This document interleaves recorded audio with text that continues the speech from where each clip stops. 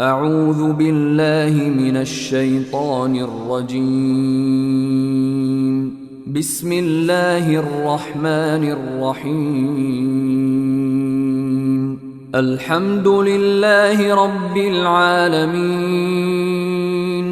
الرحمن الرحيم مالك يوم الدين إياك نعبد وإياك نستعين اهدنا الصراط المستقيم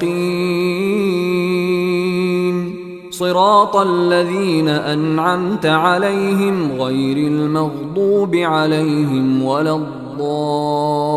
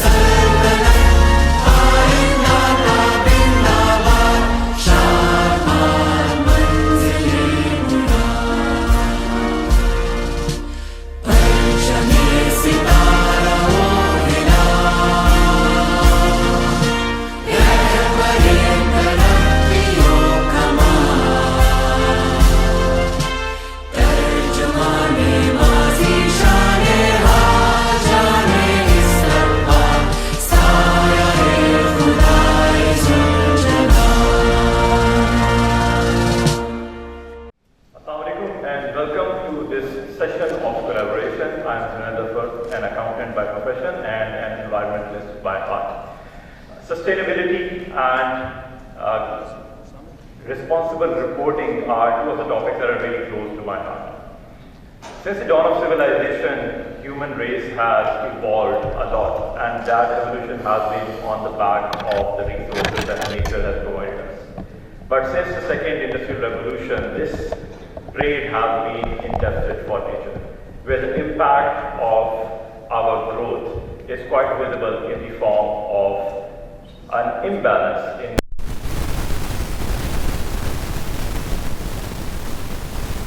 floods, unpredictable environment are some of the things which are really close to us, and Pakistan has felt that impact as well. Institute of Chartered Accountants of Pakistan and Securities and Exchange Commission of Pakistan, two very respected and responsible organizations, have taken this initiative to start this collaborative session and including all the stakeholders in this discussion as we move towards quite an early adoption of these two sustainability standards, S1 and S2. And for that, this is one of those many sessions that both of these organizations have been conducting. So in order to give a welcome address, I would like to invite on stage the Vice President of ICAP, Mr. Asad Firoz. Please help me welcome Mr. Asad Firoz.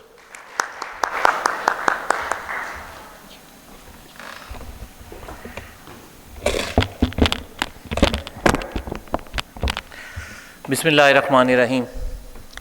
Honorable Farooq Rahman Sahab, Senior Council Member ICAP, Mr. Zishan Ijaz, our Council Member. We have a very senior member with us from SCCP, Madam Ussarat Jameen, she's the Executive Director. And we have one of our very senior Chartered Accountants, Mr. Aftab Bhatt, with us as well here, apart from many other members and guests coming from different organizations.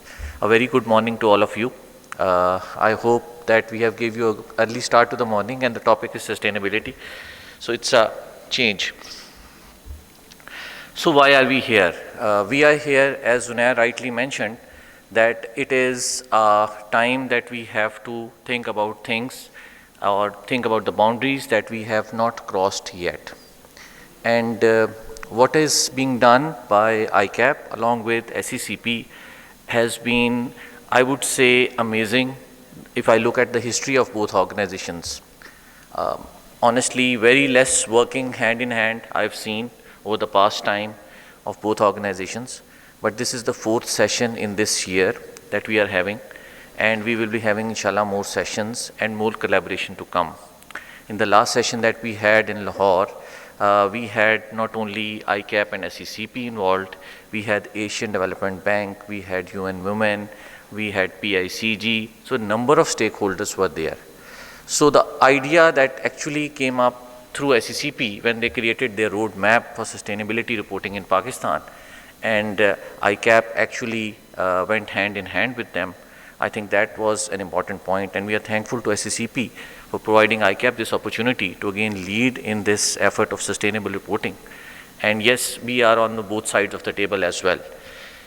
Today, this is the session that we have planned with the certain industries that we expect in the first phase that we are looking at would be affected with sustainability reporting aspects. And in the second part of today's session, we would be interacting with the practicing firms. So both areas would be important. So what are we looking at today actually? So today our session includes a presentation, short presentation on S1 and S2. S1 and S2 are the two sustainability standards that have been released by ISSB this year. And the pivotal question is that it would be globally applicable from the year 2024. But when are we going to implement it in Pakistan? What is our readiness status? And what would be the state of implementation? Do we do it in phase-wise? We do it some other way? So these would be the three main issues that we want to tackle at this time. Yes, why are we doing this sustainability reporting? What would it be value added for organization in Pakistan, in a developing country like us? Other day we had a question from one of the people that see the economic scenario that we are in. Are our organizations in a situation that we put them in another rigor of a sustainable reporting? So the answer lies in a few things which I jotted down for you, and I will try to discuss with you very quickly and very shortly. I think it's a time of global integration. Whatever reporting that you are doing, if it is IFRS based, if it is again sustainability standards, the global reporting standards have been mentioned in the reports. I think the integrity of the reports that are going outside Pakistan especially, it becomes way more better.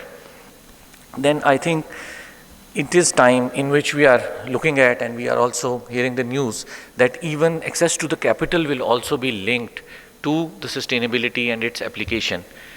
That could be a plus for organizations. Then the ESG challenges, the social inequalities, again these are all risks that are there, and the risks could be mitigated again by adopting these standards. Now those companies who would be adopting these sustainability standards and would be starting reporting on them, then they would have a competitive advantage on the other organizations who are actually not reporting. So that is also a plus.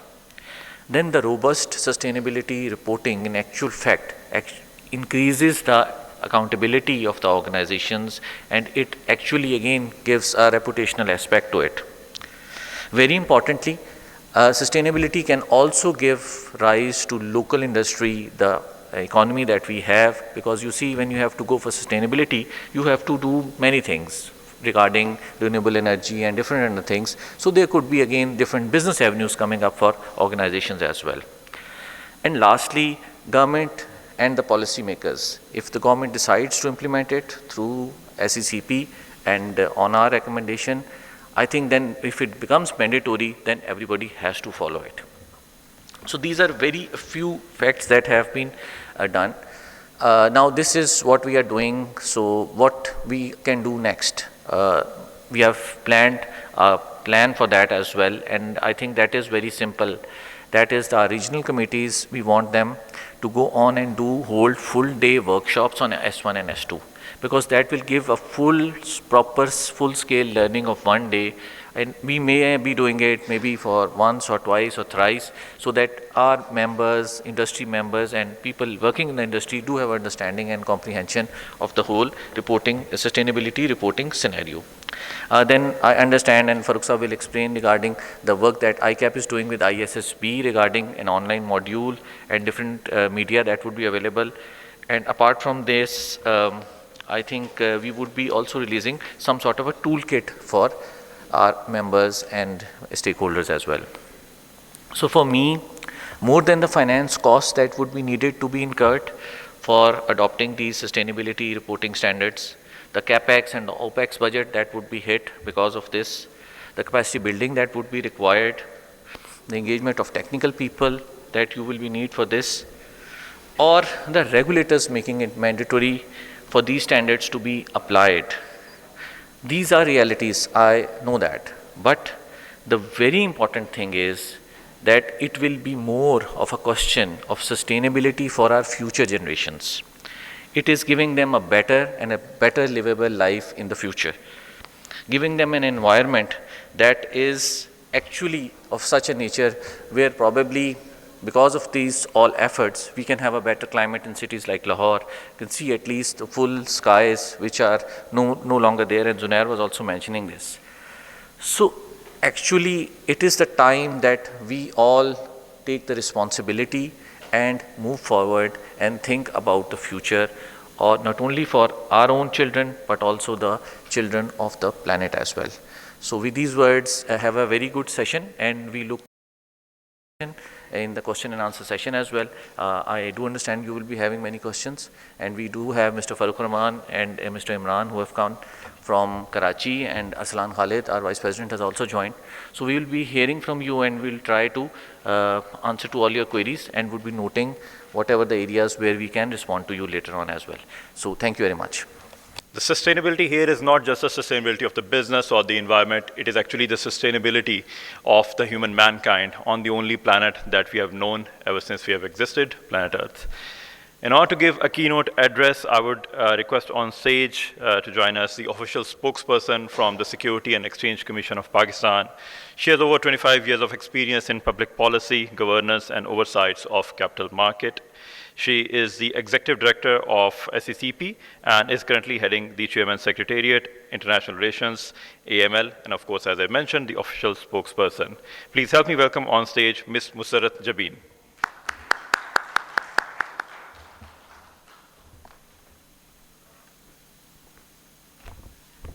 Bismillahirrahmanirrahim, and thank you very much for the introduction. I'm very grateful to be here today, and of course on the invite of ICAP, who's been leading this, these consultative and awareness sessions alongside the SECP. So thank you Farooq Saab, Asad Saab, Arsalan Saab, and the rest of all these, honorable members of the ICAP team. I've been saying that, and while we were just, informally discussing it in the morning also, that this is a teamwork. It's not that we want you to do something. It's not we wanting you to do it. It's something that we need to be adopting in any case. And as I've always been saying that, it's no more a matter of choice कि हमने इसको करना है या नहीं करना है, करना तो हमने इसको है. How we have to do it, by when we have to do it, bits and pieces, phase-wise, making it mandatory. I don't want to be saying that we would be necessarily, starting off with a mandatory mandate towards it. Because I personally speaking, with a disclaimer that I'm not speaking on behalf of the Commission at the moment, I always believe in, taking the stakeholders along and, coming up with regulatory reforms that are more in a phased manner, and after a consultation with all of the stakeholders involved. लेकिन कभी-कभी ये भी होता है कि too much of consultation actually doesn't lead to necessarily the results that you are looking forward to. So then the carrot and stick things comes in. But एक चीज़ जो मैं खुद भी सोचती हूँ, like my friend mentioned in the morning that this is something very close to his heart as well. It's I think close to all of our heart. और दीन और दुनिया जो है वो अलग से नहीं होनी चाहिए, because I also, when I was very quite young, I used to think कि जी सुबह से 9 o'clock से till the evening we are just working and I'm hardly do anything for from Islamic perspective, the deen के हवाले से. Then somebody, I would not like to name him, but open my eyes by saying कि ये जो हम जो काम कर रहे होते हैं ना, this is part of our deen as well.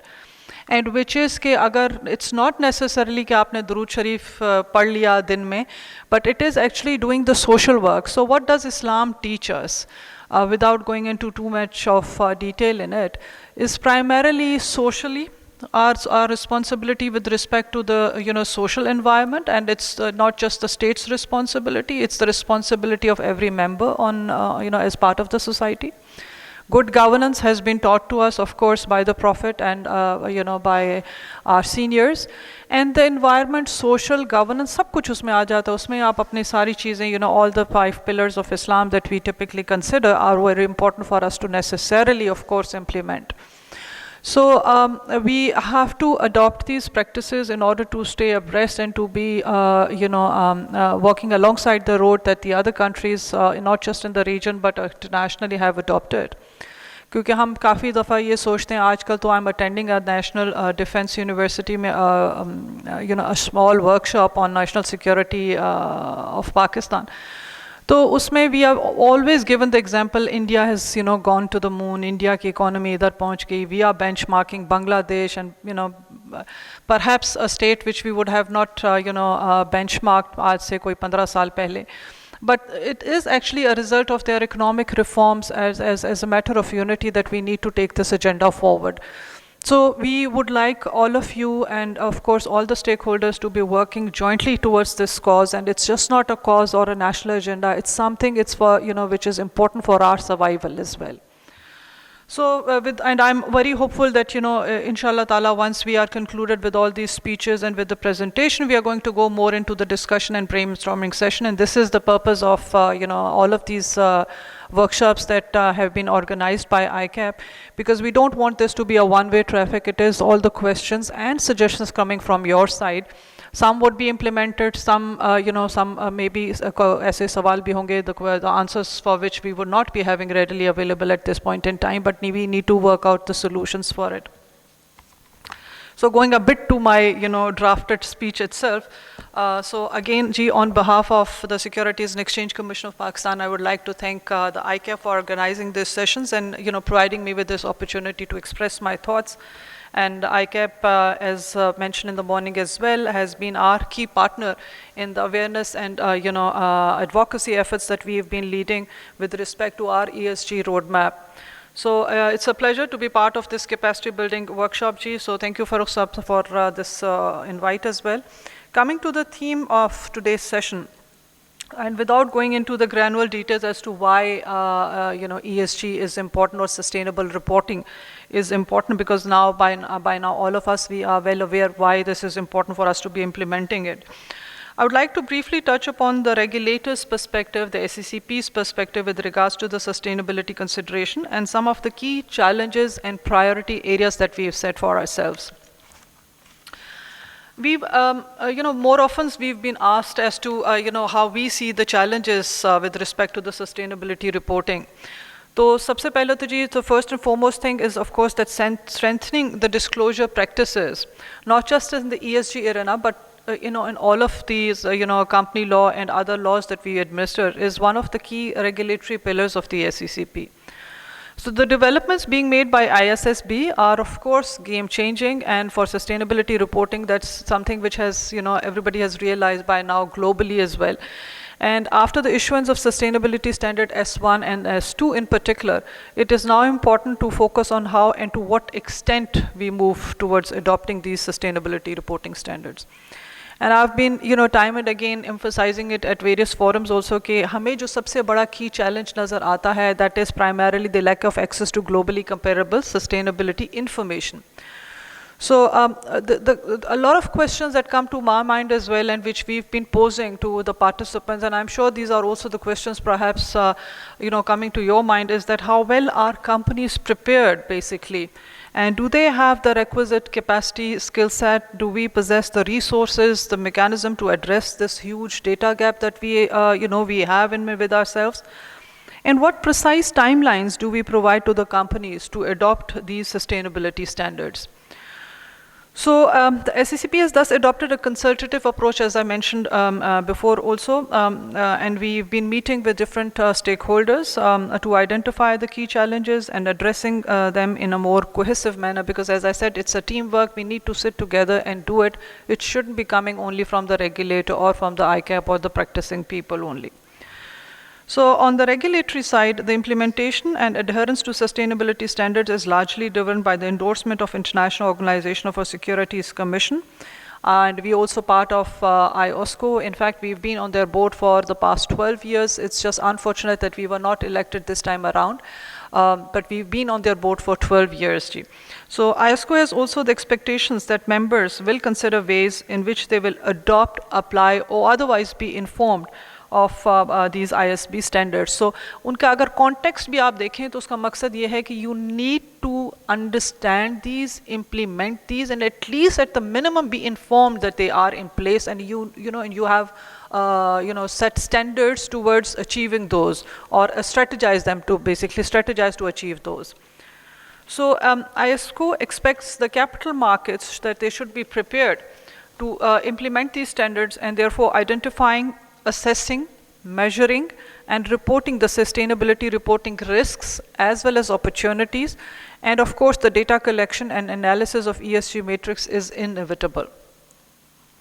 There is a adoption guide that has been prepared by IFRS Foundation and ISSB jointly, and that should also provide guidance to regulators in realigning their regulatory approach, and this is currently what we are doing as well.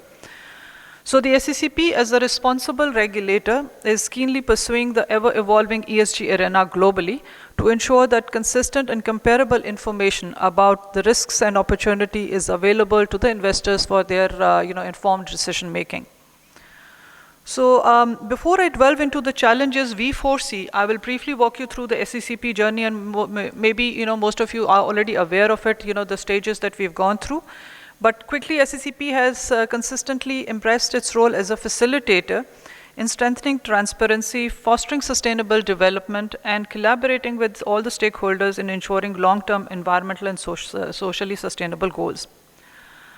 The corporate governance regime that we currently have in the form of Code of Corporate Governance and the company law as well, that requires ownership of ESG policies at the board levels of the companies, alongside disclosures of ESG-based initiatives in their annual reports. So I was discussing with Fawad Saab also in the morning, some of the companies are already, and quite a few companies in fact are already reporting it either through their annual reports or through separate reports, but there is no consistent approach to it. There are no standards necessarily which have been adopted. Some of them have, and these are not even disclosed. So there is a way to improve it, and which is the the sustainability goals 1 and 2. So we always saw that there is a need for us for a more focused and holistic way forward from the regulators as well as the stakeholders. So keeping in view the global best practices as well as the local consideration, we came up with an ESG position paper in 2022. And as you know, the position paper gave a very simplistic, milestone-based kind of a wish list, which we thought we would just start the conversation around the ESG ecosystem and the ESG consideration itself. We later then started off with our first advocacy session that was in January 2023, and which was very positively received by the stakeholders. So, and being encouraged by all of those sessions, then we subsequently held a capacity building effort session in May 2023 also, that was alongside ICAP.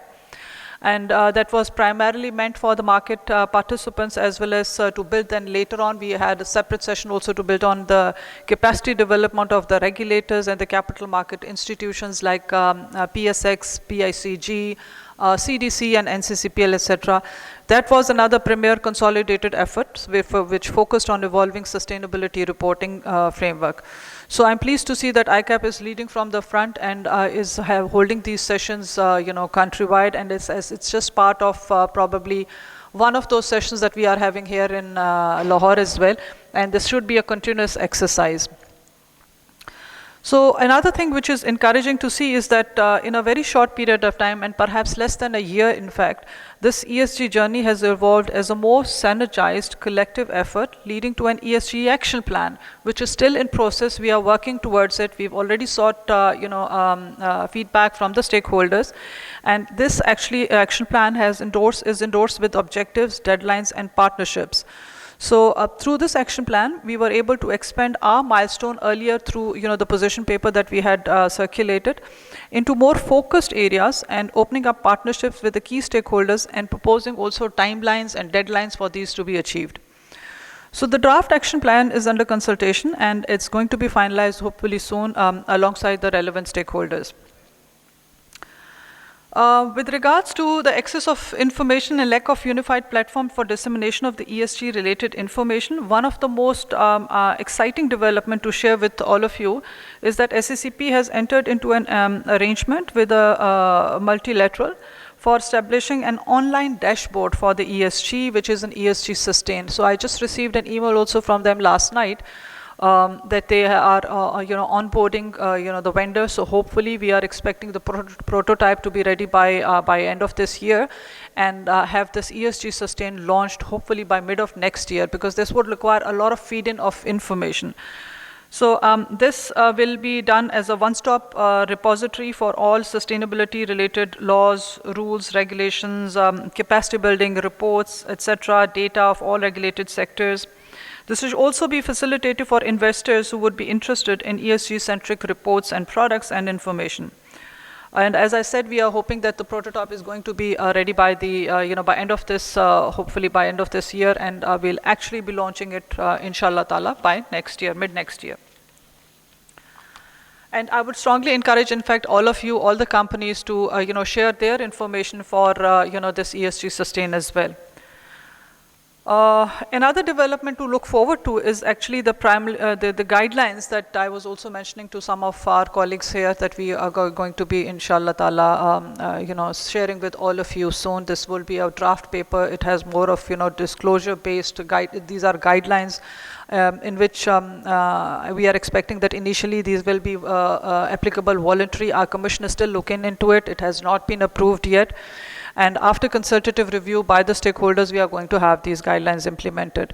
So the guidelines is essentially as a simplified checklist to just encourage listed companies to report their ESG performances, achievements, risks, and challenges using globally recognized matrices aligned with the World Federation of Exchanges and Sustainable Exchanges initiative as currently being used by majority of the companies worldwide. So since our listed companies are relatively much familiar with the governance side or the G side of the ESG, SACP intends to roll out a concise ESG guidelines that focus on the other two pillars, which is the S and the E part of it, using relevant reporting matrices. So the guidelines will also foster accountability and also enable stakeholders to make informed decision making, encourage inclusive governance, support sustainability information and initiatives, and actively attract investments. Down the lane, ladies and gentlemen, an ESG regulatory guide is also expected to be launched, which will be basically incorporating, the feedbacks that we have received or the experiences that we may have had during or after the, the guidelines, the disclosure guidelines. So the ESG regulatory guide shall also incorporate the learnings from the guidelines, the disclosure guidelines, and provide a mode and extent of adoption of sustainability standards on financial statements. But in this, I assume the ICAP would have a more stronger role to play. So now I'll briefly touch upon some of the key focus areas and the challenges. First of all, I think there's no brainstorm. We all agree that it is critical for us to understand that the diversity of the sectors, the diversity of the underlying sectors, the companies which require proportionate and scalable reporting framework. So not all are on the same page, and not always one fit size approach is going to be adopted for diverse size of stakeholders.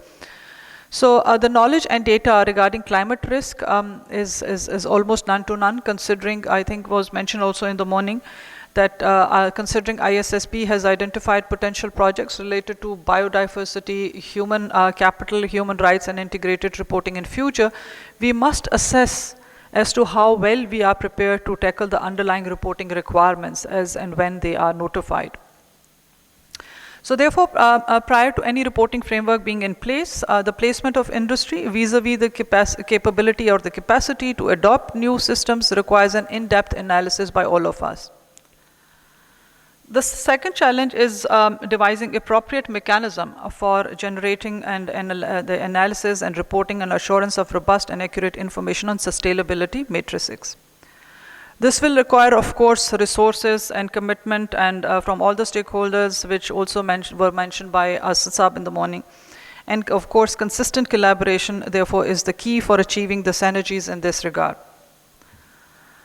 Thirdly, once again, I would like to reiterate that capacity building of professionals with respect to the unique business architecture, the knowledge of systems and processes, and ability of connecting strategic and financial information is a challenging but much needed task.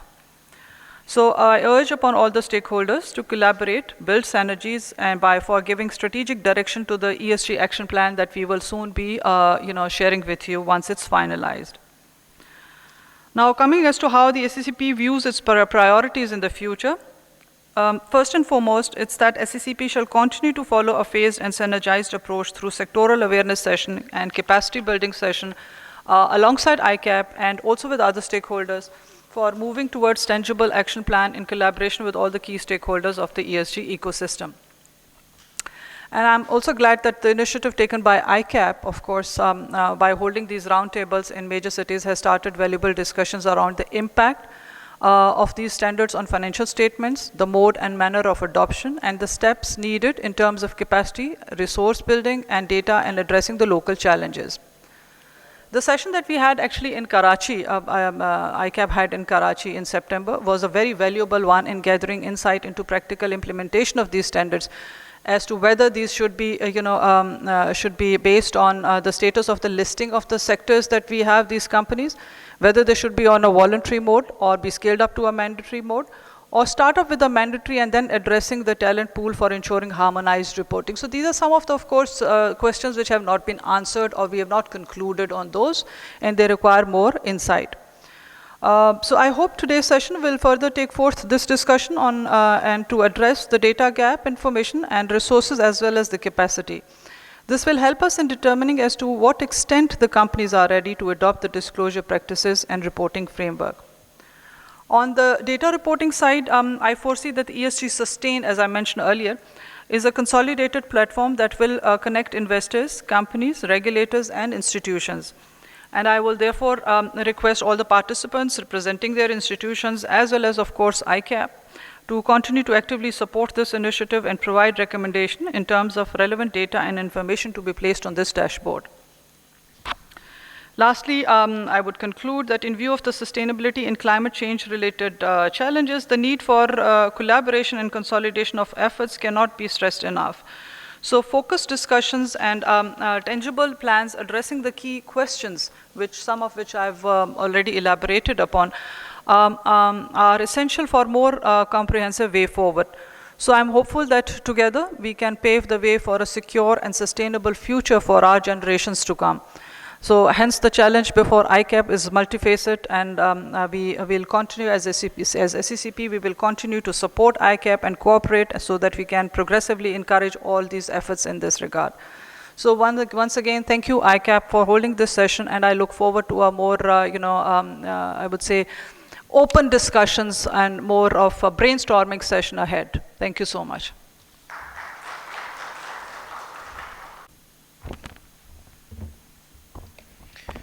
Thank you, Madam Musarat.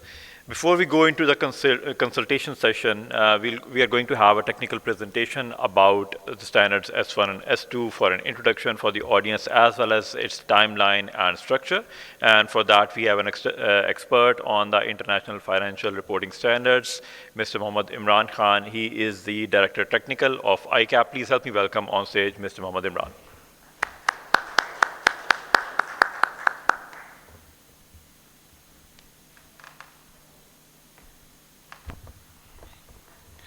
Assalamu alaikum, everyone.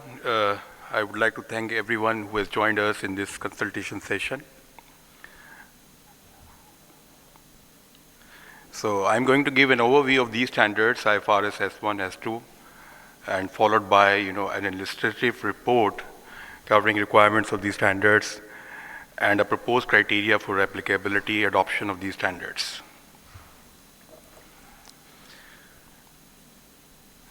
So far, we being accountants have been, reporting on the past performances, such as, what we have earned so far, or whatever the profit and loss we have earned, and the state of, financial affairs, which is presented in the balance sheet.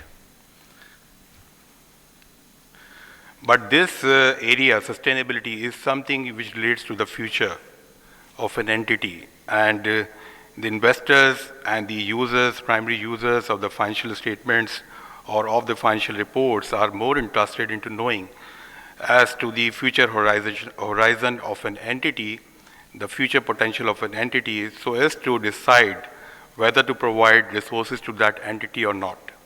So these standards actually address these areas.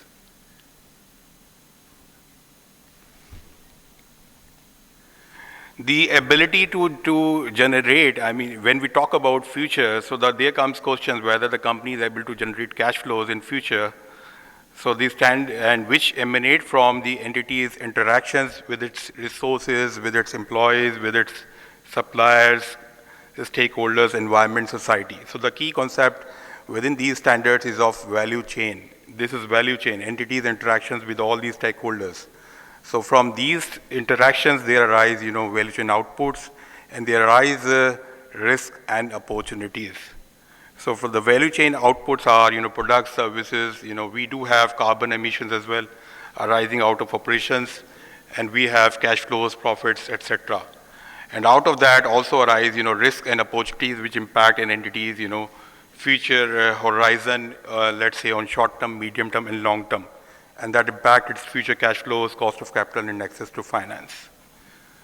So these are the main areas where disclosures are required, where these standards, these standards basically cover all these areas and on which, disclosures are required. And when we talk about, future cash flows, cost of capital, etc., so there are certain processes required to be established or established by an entity which actually, drive all these areas. So the standard requires to disclose information about sustainability related risk and opportunities which are expected, to impact the entity's ability to generate cash flows, access to finance or cost of capital over short term, medium term, and long term. So what standard requires is only those risk and opportunities which are expected to impact, not all. So these are the core areas of operations of an entity, governance, strategy, risk management, metrics and targets through which, entity is run. So the disclosures that are required in relation to sustainability as to the governance process, which an entity established to control, to measure, to let's say, to govern the sustainability related areas, and the strategy the entity has, let's say, adopted, the risk management process that the entity has established in relation to sustainability related risk and opportunities, and the metrics and targets, measurement basis which management has established and set the targets against which, the performances can be measured. So disclosures are required against these areas, on these areas. So these are some of the disclosure requirements, some of the key disclosure and other requirements, governing the sustainability report prepared under IFRS disclosure standards. So there is a concept of materiality. We do have that concept in our, preparation of the financial statement. So the definition over here is same which we have in the preparation of the financial statement, that anything which is going to impact the decision of the users is material. And if anything, standard also require that if anything which is required by law or regulation but not material but is required to be disclosed. And standard also gives you room that you may give narrative disclosures where it is, let's say, it enhances the understanding of the users. Disclosure topics and information. The standard talks about disclosure topics. Disclosure topics are basically sustainability related risks and opportunities, around which disclosures are required to be made. So in the first year of application of these standards, standard says that only climate related risks and opportunities are required to be disclosed. As I said earlier, there are disclosure requirements, relating to governance process, strategy, and risk management, and the metrics and target, relating to sustainability related risk and opportunities. From the second year of reporting, we are required to disclose, industry related topics, industry related, risk and opportunities, along with the climate related risk and opportunities. As we have comparative information in our financial statement, similarly, when we'll be preparing the sustainability reports in accordance with these standards, we are required to give comparative information. In the first year of reporting, we will not be required, but from the second year, yes, we are required to give, sustainability-related information, for the prior year. Reporting entity and connected information, yes, the reporting entity will be the same which prepares the financial statements. And there is a concept of connected information, or let's say in easy words, this is consistency of information. So the information which is presented in the sustainability report should be consistent. Let's say for a risk or opportunity, the information items disclosed should be consistent. And within the sustainability report, let's say when we talk about governance, risk management, or metrics, so the information disclosed should be consistent. And the information which is disclosed in the sustainability report should also be consistent with the information presented in the financial statements. So there has to be consistency in the information. Timing and reporting, timing and location of the report shall be published or shall be presented at the same time, when the financial statements are presented. Let's say in our scenario, when we are presenting the annual report, so when we are publishing the annual report, this report can also be part of that annual report. And this can be, titled as a sustainability report separately within that document, or it may be a part of management report within that report titled as sustainability report. And there is a key requirement to give, a statement of compliance in the sustainability report. The statement of compliance should show as to the standards that the company has followed in preparation of the report, and the guidance the company has followed in preparing that report. So this is one of the key requirements. So the question comes in, how to identify, how to brainstorm, how to think about, risk and opportunities that a business faces, in future. So how to determine that? So the standard guides us in that respect. In this respect, the standard says that in order to identify sustainability-related risk and opportunities, the entity need to see the guidance provided in the sustainability-related reporting standards, disclosure standards. This is the first source of guidance. The second source is the company is required to refer to and consider the applicability of the disclosure topics, that is risk and opportunities, stated in the SASB standards. SASB standards are also another standard, which provide us an inventory of risk and opportunities for 77 industries.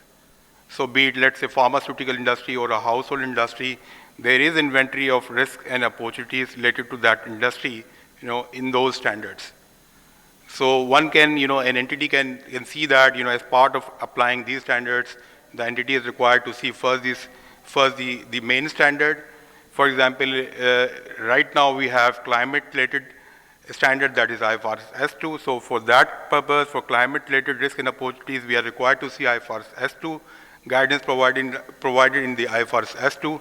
But let's say for business-related, we may see we are required to see the guidance provided in the SASB standards. And there are other sources of guidance, provided, stated in the standard, which we may refer to. For example, the CDSB framework that relates to area of water and biodiversity related disclosures. And the entity may also refer, the word is may. The entity may also may refer to the sustainability related risk and opportunities which other entities in the same industry or geographical region have identified. So this is one of the key things. First thing is to identify risk or opportunity. The second thing is the metric, how to measure the performance, how to measure the number in relation to that risk and opportunity. The standard also guides us in that respect. The standard says that first we have to see the specific IFRS sustainability disclosure standard that relates to that particular area. For example, right now we have climate standards, so climate standard provides us guidance on that.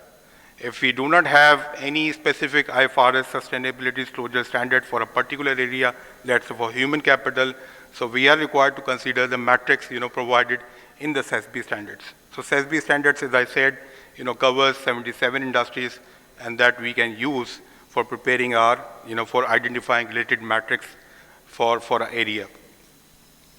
The standard also lists down the following, sources of guidances which we may refer to, but the first two are the mandatory ones. Now I'm going to talk about IFRS S2. which is relating to climate-related disclosures. So why this information, why this standard? This standard is important because, this is also about for sustainability, the future horizon of an entity. So the information, this standard, sets out the requirements for climate-related risk and opportunities, and on which, the investors and the users are interested in order to make decisions relating to providing resources to the entity. So this standard governs the area of climate-related risk and opportunities. It talks about exposure to climate-related risk. It talks about plans to mitigate those risks, and it talks about opportunities that also arise from the climate change. So there are two types of climate-related risk: transitional risk and the physical risk. Physical risks are those which directly arise from the nature side. Let's say, acute physical risk, let's say flood, or let's say volcano. This is physical risk. Chronic physical risk means, any risk which is arising over a period of time. Let's say rise in temperatures, arising over a period of, let's say, 2 years, 3 years, 5 years. So these risks impact an entity, a future horizon of an entity. Transition risks are those risks which emanate from, transitioning to low carbon economy. So when we are planning to let's say, to move to a low carbon economy, it can be, from the regulator side, and it can also be from an entity side as well. So let's say if there is a policy change or there is a legal change, there is a legal, let's say, regulatory change which requires us to change, assets. So that also poses risk to the entity, and such as impairment risk. And there may be a technology risk. For example, an entity may opt to move to a better technology which let's say which helps the entity, in generating lesser amount of carbon emissions. So that also poses the risk of impairment, technology risk, or the climate-related risk. And there are also opportunities out of these, risks arise, when we are taking the actions in order to transition to less carbon, emissions. So we also have opportunities in order to enhance our product development, let's say going to an alternate source of energy or a resource efficiency. So when we deep dive into our operations, we do have, information on the saving side, on the opportunity side. So this is something where business will really leverage. And as I said, when I was talking about IFRS S1, so these are the core elements of operations of an entity: governance, strategy, risk management, metrics, and targets. So standard requires us to talk about, to give disclosures in relation to climate-related risk and opportunities on, let's say, on governance, the governance process the entity has established, the controls the entity has established, strategy the entity has taken in order to mitigate, to counter the risk, climate-related risk and opportunities, and the risk management process the entity has established in order to identify, prioritize, and manage or monitor the climate-related risk and opportunities. The metrics and targets, as I talked about, the guidance, source of guidance, the metrics the entity has identified, and the targets the entity has set in order to measure the performance, in order to see the progress towards any target the entity has set, or a target, which is required by law or regulation. Let's say, lesser carbon emissions. So this picture actually, shows as to how this is going to fit into your overall, operations of an entity, a governance process. So there are, let's say, as I talked about, transitional risk, physical risk, and there are opportunities. So these go into these risks and opportunities. Governance, on the governance side, these are looked into, let's say, by a board of directors, and then these go into our risk, into the planning and the risk management process. And out of that, certain actions are taken, and from there, transitions happen, and from there, we do have impact on our income statement, cash flows, and the balance sheet, over future. So climate resilience, this is one of the topic, or one of the requirement, one of the area which standard discusses, on which disclosures are required. So climate resilience concept is basically an entity's ability to manage climate-related risk and opportunities, and ability to respond to any climate-related risk, let's say transition risk or the physical risk, and the entity's strategic resilience or the operational resilience, to climate-related, to counter the risks arising from climate changes or developments or uncertainties arising from climate. So disclosures are required on this area. This is one of the areas which entity will be required to perform. That is, climate scenario analysis, what if analysis. For example, a flood comes in, or let's say a rise in temperature over a period of time. Let's say for 4 years, 5 years, 7 years. So, what impact will it have on the entity's operations, on its assets, on its products? Will it impact the carbon emissions, and how it's going to impact the entity's future cash flows, etc. So entity is required, or the impairment of the assets. So the entity is required to perform climate-related scenario analysis, and entity is required to give disclosures on that.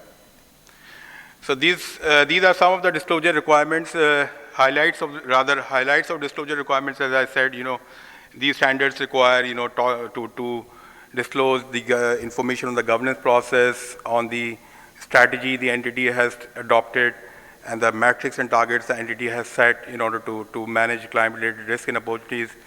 And there is a requirement to disclose information relating to scenario analysis, in relation to climate-related risk and opportunities.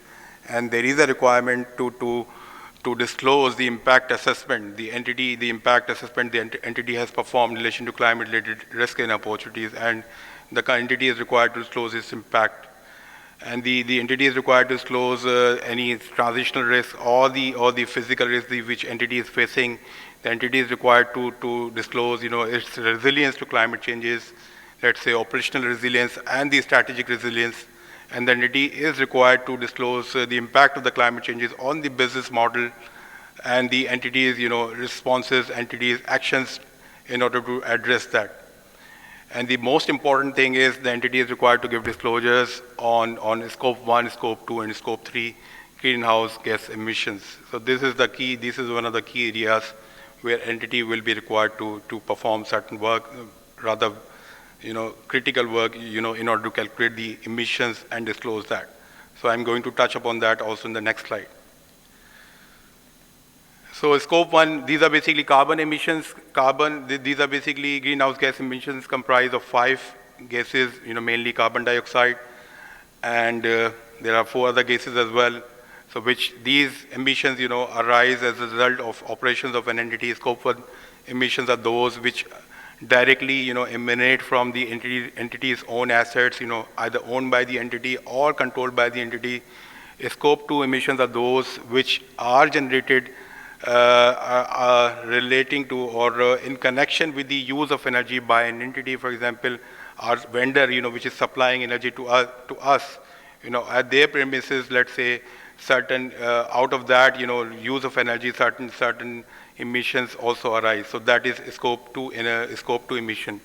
And scope 3 emissions are those which do not fall, within scope 1 and scope 2, and which relate to our value chain, which let's say arising, from the vendor's end, or let's say from the debtor's end, and which are connected to us. So scope 3 is something, which is going to be a challenging area, and on which, we have to, an entity has to, consult, and has to have, proper dialogue and the commitment from the stakeholders, entire, value chain, to ensure that there are proper systems and controls in place to derive the information, on scope 3 emissions, and to disclose that, in order to disclose that, and in order to, let's say, to control that, or to measure that, and the let's say target, in order to achieve the targets, set for the future. There are certain, reliefs provided in the standard, for the first year of application. Scope 3 GHG emissions are not required to be disclosed in the first year of application.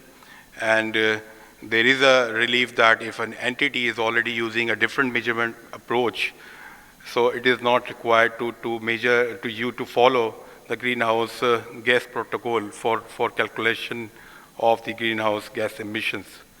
So there is a protocol, referred to in the standard, which is not required to be applied from the first year. So this is the relief provided in the standard. Now I'm going to present a preliminary structure of an illustrative sustainability report which has been prepared, based on the requirements of the standard and which have been, standard IFRS S1 and S2 and the SASB standard. So this is sustainability related financial information for the year ended, as we have, financial statements prepared in connection to air. So similarly, we'll be preparing this report in relation to air. Then we have, this is the sheet, presenting the sustainability risk and opportunities. As I said, the standard talks about, sustainability related risk and opportunities and the metrics and targets, set for that. And then the disclosures are required, let's say governance strategy, metrics and targets, and etc. So this sheet presents us the risk and opportunities. The first sheet is about climate related risk and opportunities. And this has been prepared, following the guidance provided in IFRS S2 for a household company. And this sheet represents, the sustainability risk and opportunity other than, climate related for a household company, and based on the guidance provided in the SASB standard. And there will be notes to the financial statements. What we are foreseeing is, we're considering the, how it can be a consistent report, across the industries. So we prepared, this sample report. So there will be a statement of compliance, as is the requirement in the standard. That there should be given a statement of compliance showing the standard which entity has followed in the preparation of the report. And there are disclosure requirements, let's say governance, strategy, risk management, and metrics and targets, and the impact of the risk and opportunities of a future horizon, let's say short-term, medium-term, and long-term impact on the cash flows. So this sheet, at the end, represents that. So these are the disclosure requirements against which the company will be required to respond. Now I'm going to present the criteria that we have developed, a proposed criteria for applicability adoption of these standards in Pakistan, and on which we require your feedback. So we have applied a phased approach, and the same approach was followed in other jurisdictions, and this is something, which we think is feasible in our scenario as well, and on which we are going to have, discussion with you as well.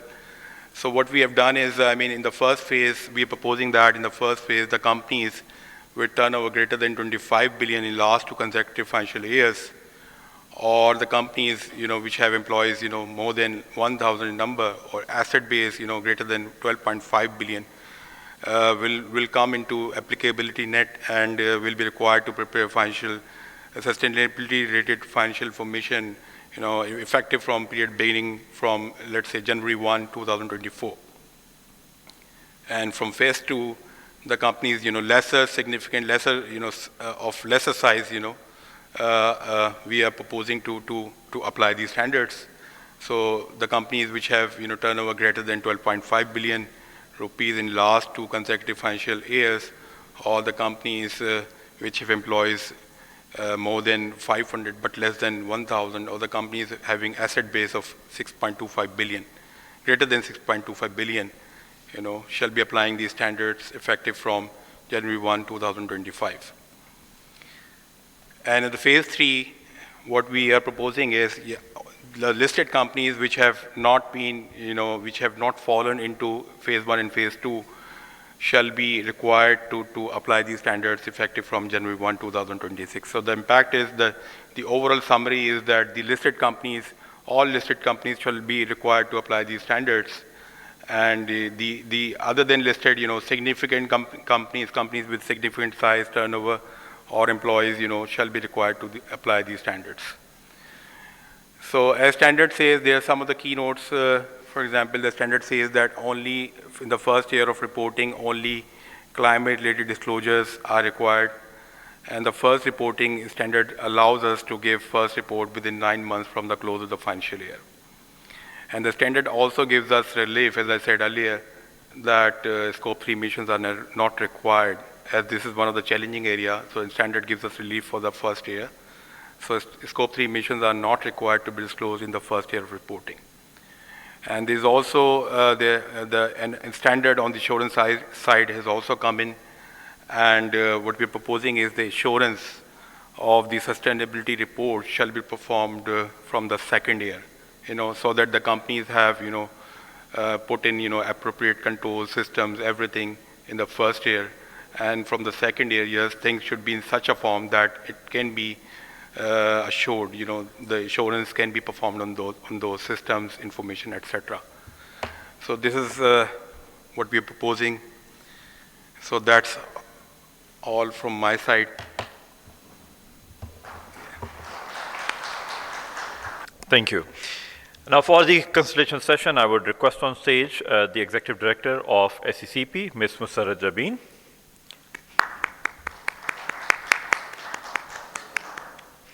I would also request on stage the Vice Presidents of ICAP, Mr. Aslan Khalid and Mr. Asad Firoz.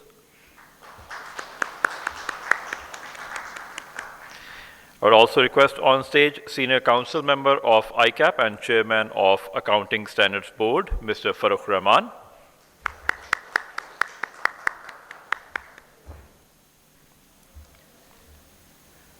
And of course, the Director Technical of ICAP, Mr. Mohammad Imran Khan.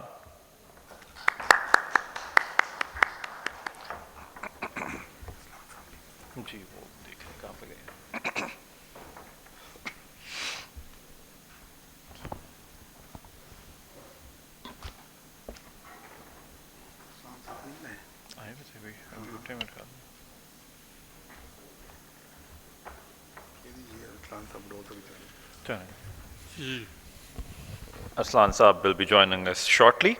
Now, this is going to be an open session, and we want the audience to, ask whatever questions that have come to their mind based on this presentation or previously. I would like to start with a question of my own. Okay, Farooq Saab, if you would like to say a few words, and then I'll throw a question. Thank you, Zunair. Bismillah ar-Rahman ar-Rahim. Assalamu alaikum all. IFRS Sustainability Disclosure Standards आ गए हैं. यही हमारा purpose है, reason है आज यहाँ बैठने का. थोड़ा सा let me give you a brief background and the importance or significance of having these sessions and also around these sustainability standards. First of all, the background of IFRS sustainability standard has been that in 2021, November, 3rd of November, at the COP26, there was this significant announcement about formation of International Sustainability Standards Board. Why this is such a significant announcement? The reason is we are all aware that for financial statements, last many years, we are all used to of having financial statements prepared under IFRS accounting standards, that is now it has been labeled as. पहले तो हम उसको सिर्फ IFRS standards कहते थे, now IFRS accounting standards. IFRS accounting standards are issued by International Accounting Standards Board. International Accounting Standards Board comes under the structure of IFRS Foundation. So this organization, this announcement of the formation of ISSB is a sister organization to IASB with exactly the same status. So, जो accounting standards जो हम बिल्कुल normally in Pakistan, around the world, more than 140 countries, IASB के जो IFRS accounting standards हैं, वो follow किए जाते हैं और वो एक तरीके का gold standard है about reporting. So this entity, this forum is exactly with the same status, and they have now started issuing sustainability related financial disclosure standards. So exactly same इनका status हो गया, और जो accounting standards की applicability that I'm referring to around the world कि वो इतनी significant क्यों है, हर entity, हर jurisdictions को follow करता है, उसका one of the key reason has been that those standards were endorsed by ISCO, International Organization of Securities Commission. That is an organization where all the corporate regulators are members. So from Pakistan, SCCP is a member. So जितने भी corporate regulators हैं वो उसके member हैं, and accordingly उसकी endorsement has made this significant importance to this that in the respective jurisdictions उनकी applicability ensure हो गई हुई है.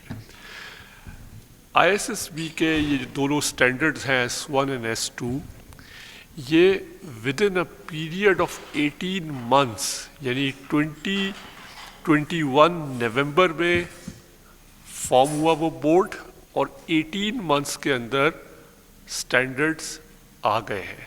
ये एक extraordinary achievement है, और that also shows the importance and urgency of the topic around the world.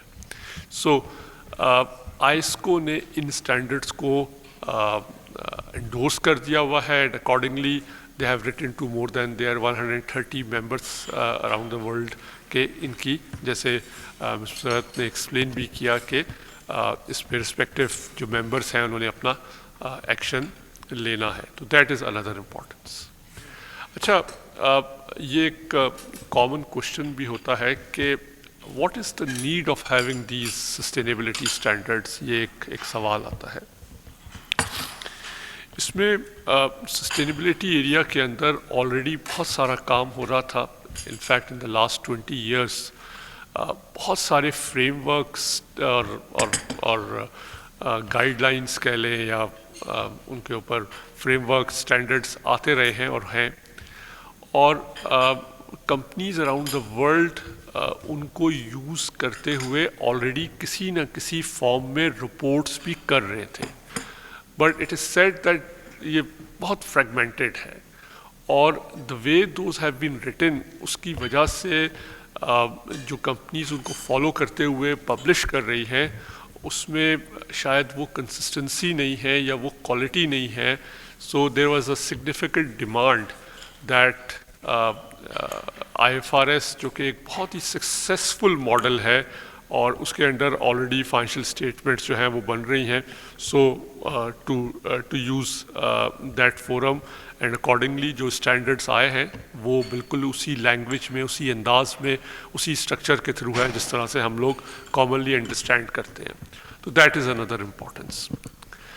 जो इस importance के हवाले से जो अगला मेरा point है वो ये कि जो बाकी frameworks और standards हैं वो उनको जब आप अप्लाई करते हैं तो उनका कॉन्टेक्स्ट वाइडर स्टेक होल्डर्स होता है, which includes employees, society.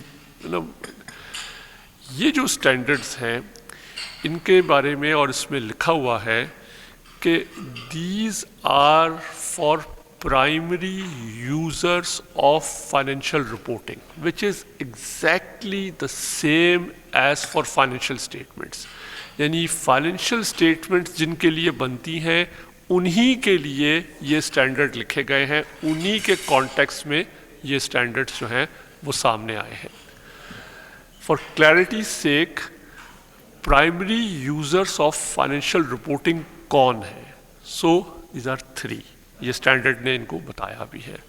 1, investors, existing, prospective. 2nd, lenders. 3rd, other creditors. So इससे हमें जो बात समझ में आती है वो ये कि जो provider of capital है that is where the focus is. So these standards are investor focused.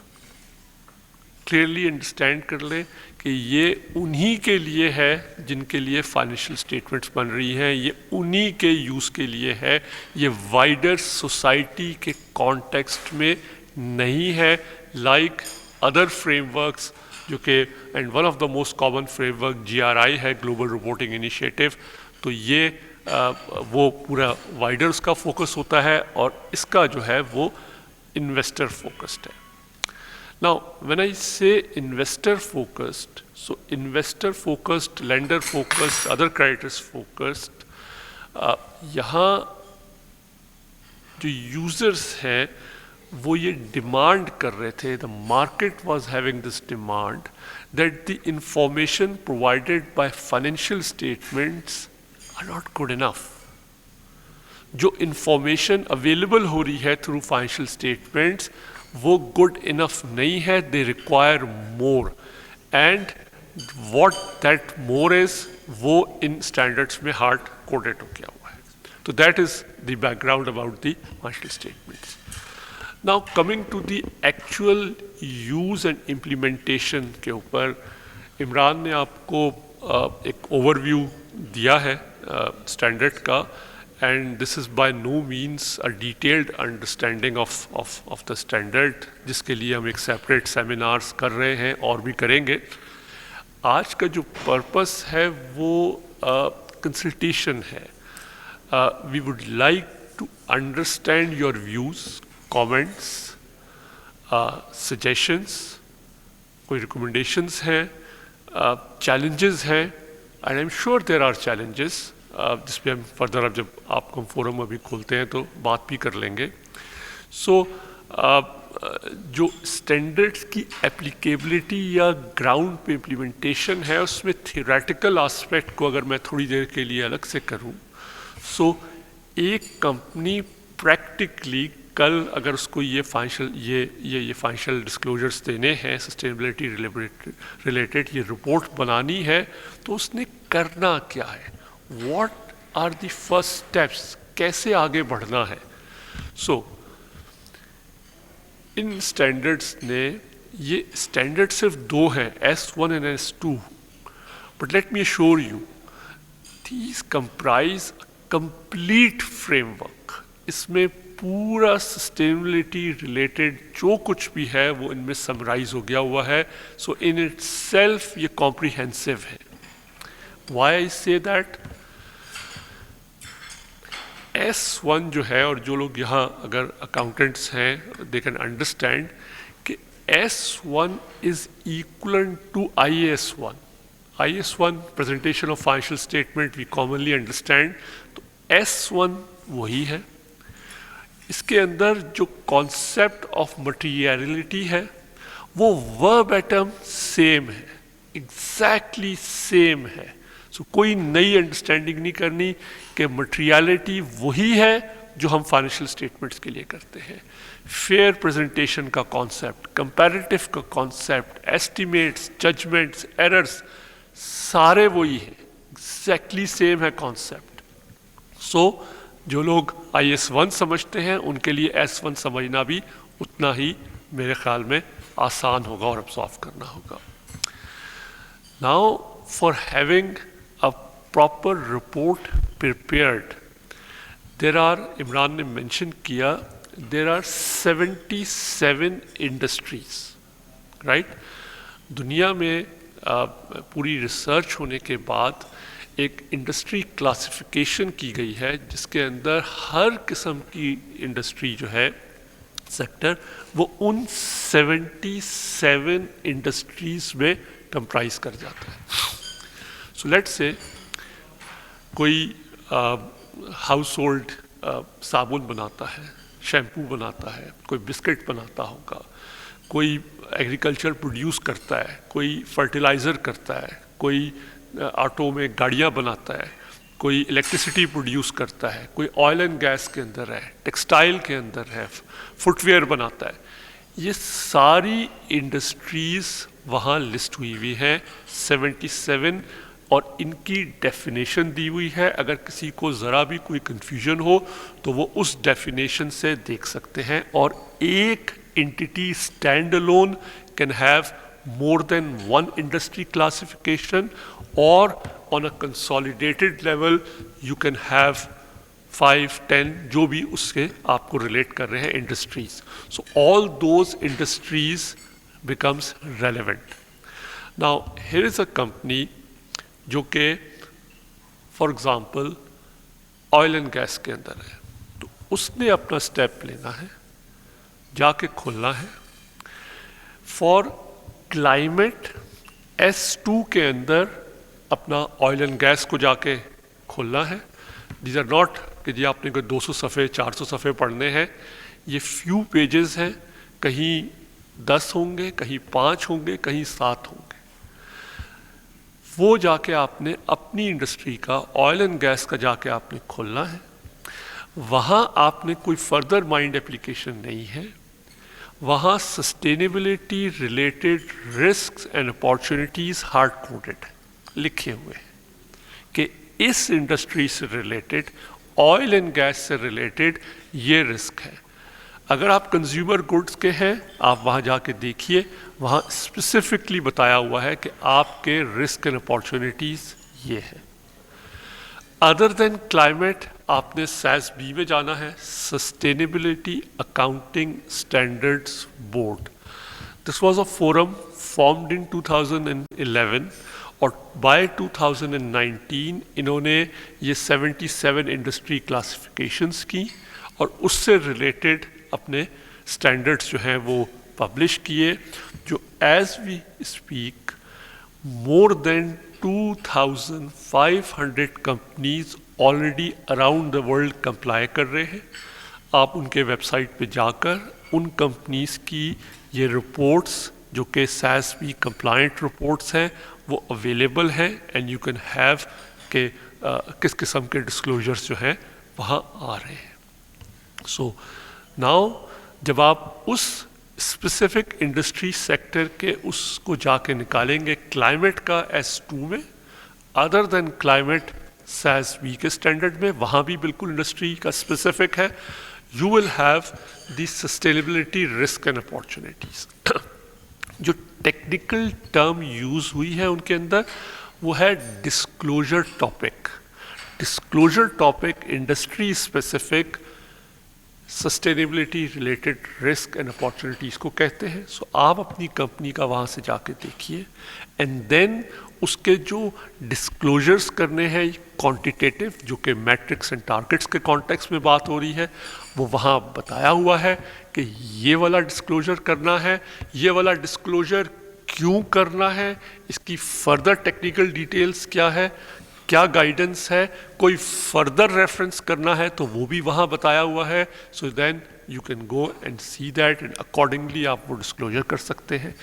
اور انہی sustainability related risk and opportunities کے لیے آپ نے اس کے around governance, strategy, risk management, اور جو میں نے آپ کو میٹریسز دیے وہ ان کے آپ نے دینے ہیں. تو that is a very broad explanation of this whole concept.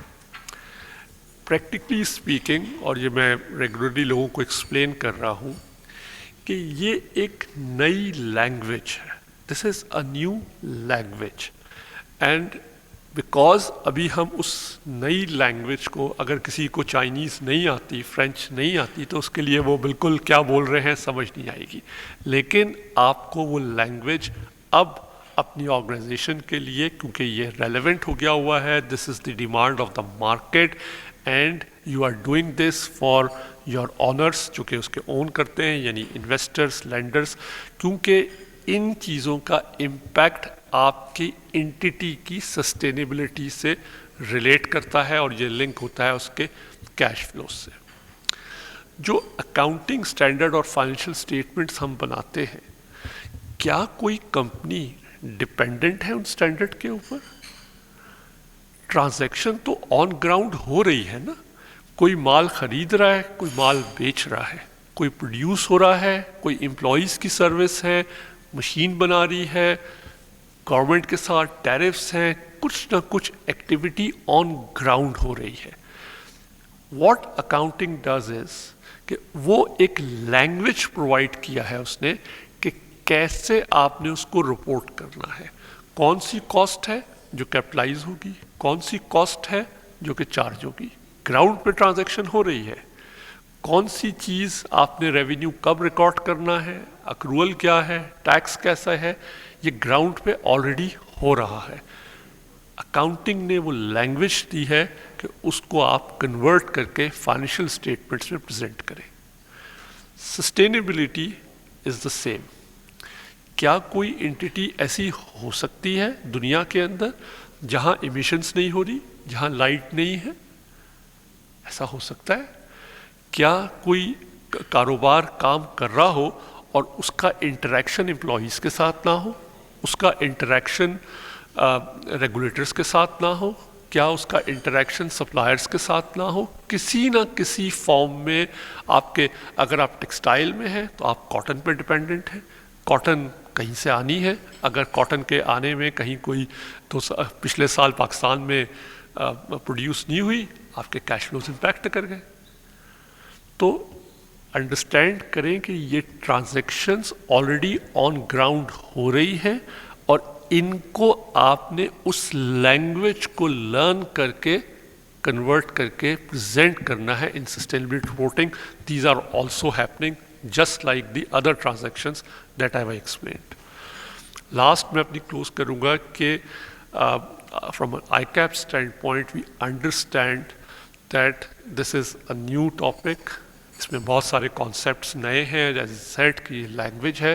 So we have to work on creating awareness اور ساتھ ہی ساتھ کیپیسٹی بلڈنگ کے لیے بھی ہمیں کام کرنا ہے. تو this is our responsibility. We are in contact with International Sustainability Standards board.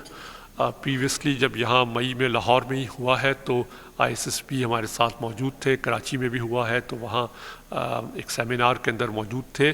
تو ہم ان سے کنیکٹڈ ہیں. ہم نے ان کے ساتھ لائسنسنگ ارینجمنٹ بھی کیا ہے اور کچھ پبلیکیشنز ہیں جو کہ ہم ویری سون لے کر آ رہے ہیں. بالکل ایڈوانس سٹیج پہ ہے کیونکہ ان کا لیگل پروسیس بڑا لمبا ہوتا ہے. So we are about to bring a publication for directors, because at the end of the day organisations کو ڈائریکٹرس کی رسپانسبلٹی ہے, انہوں نے چلانا ہے. سو یہ جو پورے اسٹینڈرڈس اور جن کی بات کر رہے ہیں ان کے لیے ڈائریکٹرس کے ساتھ یہ کانورزیشن سٹارٹ کرنے کے لیے یہ سارے ٹاپکس, اگر oil and gas, textile, footwear, food, agriculture, whatever, ان کے لیے اس انٹیٹی کے لیے کیا ریلیونٹ چیز ہے سسٹینیبلٹی رسک, تو وہ پبلیکیشن ہے. It is going to be a very useful publication ان شاء اللہ very soon. I was expecting کہ ہم بیفور ہیونگ دس سیشن ہم پبلش کر دیں گے, بٹ وہ نہیں وہاں سے کلیئرنس آئی. They are still reviewing. انہوں نے کہا ہے کہ ہم ایکچوئل ایگزیکٹ ڈاکومنٹ بھی دیکھیں گے, سارے ڈسکلیمر وغیرہ. سو ان شاء اللہ we will be having this very soon. چونکہ یہ کانسیپٹ ایسا ہے جس کے اندر شاید جو اس روم میں موجود ہیں اس کے علاوہ اس کو وائڈر پیمانے کے اوپر کرنا ہوگا, تو for the members as well as non members as well, تو اس کا ای لرن جو ہے اس کے لیے بھی آئی ایس بی کے ساتھ ہم نے پہلے ہم اپنا خود ڈیولپ کر رہے تھے, پھر وہ I S S B develop کر رہا ہے, تو انہوں نے ابھی عمران نے ان سے فالو اپ کیا تھا. تو ود ان دس ایئر انشاءاللہ ای لرن بھی آ جائے گا. انہوں نے تو شاید نومبر کی ہمیں بتایا ہے, تو ہوپ فلی بائی نومبر وہ ای لرن بھی آ جائے گا آئی فیک کے ساتھ مل کر. تو یہ کیپیسٹی بلڈنگ اس طرف سے بھی ہو جائے گی.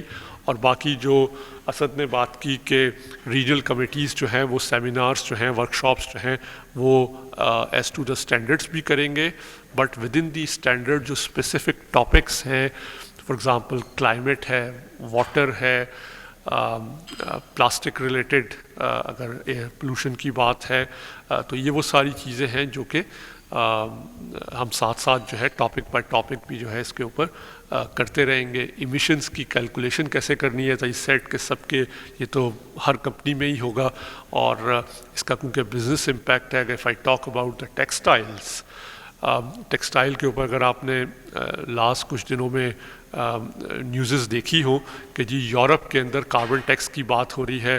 سو جو پاکستان کا پورا ٹیکسٹائل سیکٹر ہے وہ سگنیفیکنٹلی پاکستان کی ایکسپورٹ, اور کیونکہ فرنٹ کے اوپر تو وہ ایکسپورٹر ہے, بٹ بیک ہینڈ کے اوپر پورا چین ہے, ایک پوری چین ہے جس کے اندر उसको कोई स्टोर स्पेयर्स भी देता होगा, कोई और भी सप्लाई, कोई उसको आउटसोर्स भी बना कर देता होगा, तो ये पूरा एक लिंक है जो कि उससे इम्पैक्ट हो सकता है, और फिर इसकी और भी बहुत सारी इंपॉर्टेंस है, तो I will not go into that.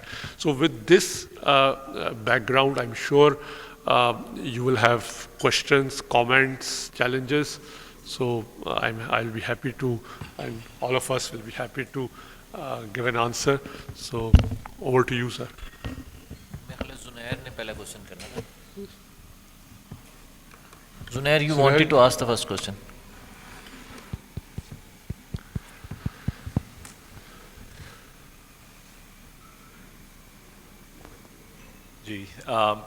So because a lot of new standards are being added और financial statements के time पे ही उनको भी issue किया जा रहा होगा, will these be subject to the same kind of audit, या इनकी audit की requirement भी फिर evolve हो रही होंगी?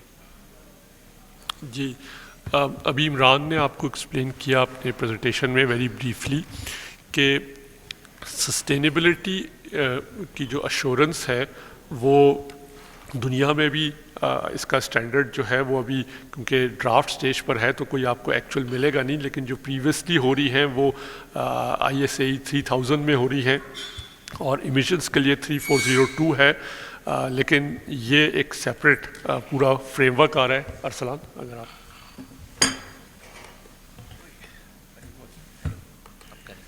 Okay, so obviously when you talk about corporate reporting or sustainability reporting, obviously this next question is the credibility of that reporting, obviously. And this is a very much obviously a relevant topic for the investors as well. They would like to know that whatever you are reporting, and this is the reason why standardization is happening through the new standards. So the assurance will go hand in hand. ISRE 5000 is almost in the finalization stage by the end of this year.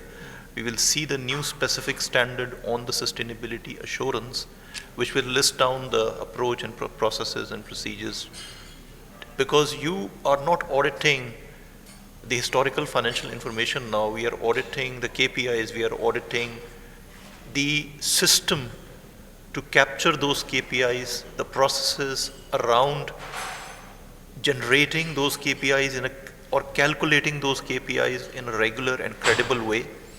So when an organization says that, okay, we have achieved 20% reduction in our carbon emissions, what it means, where they were, how they have calculated that reduction of 20%, what systems are present in the company to capture that, what controls are implemented to ensure that there is an integrity of data underlying that information.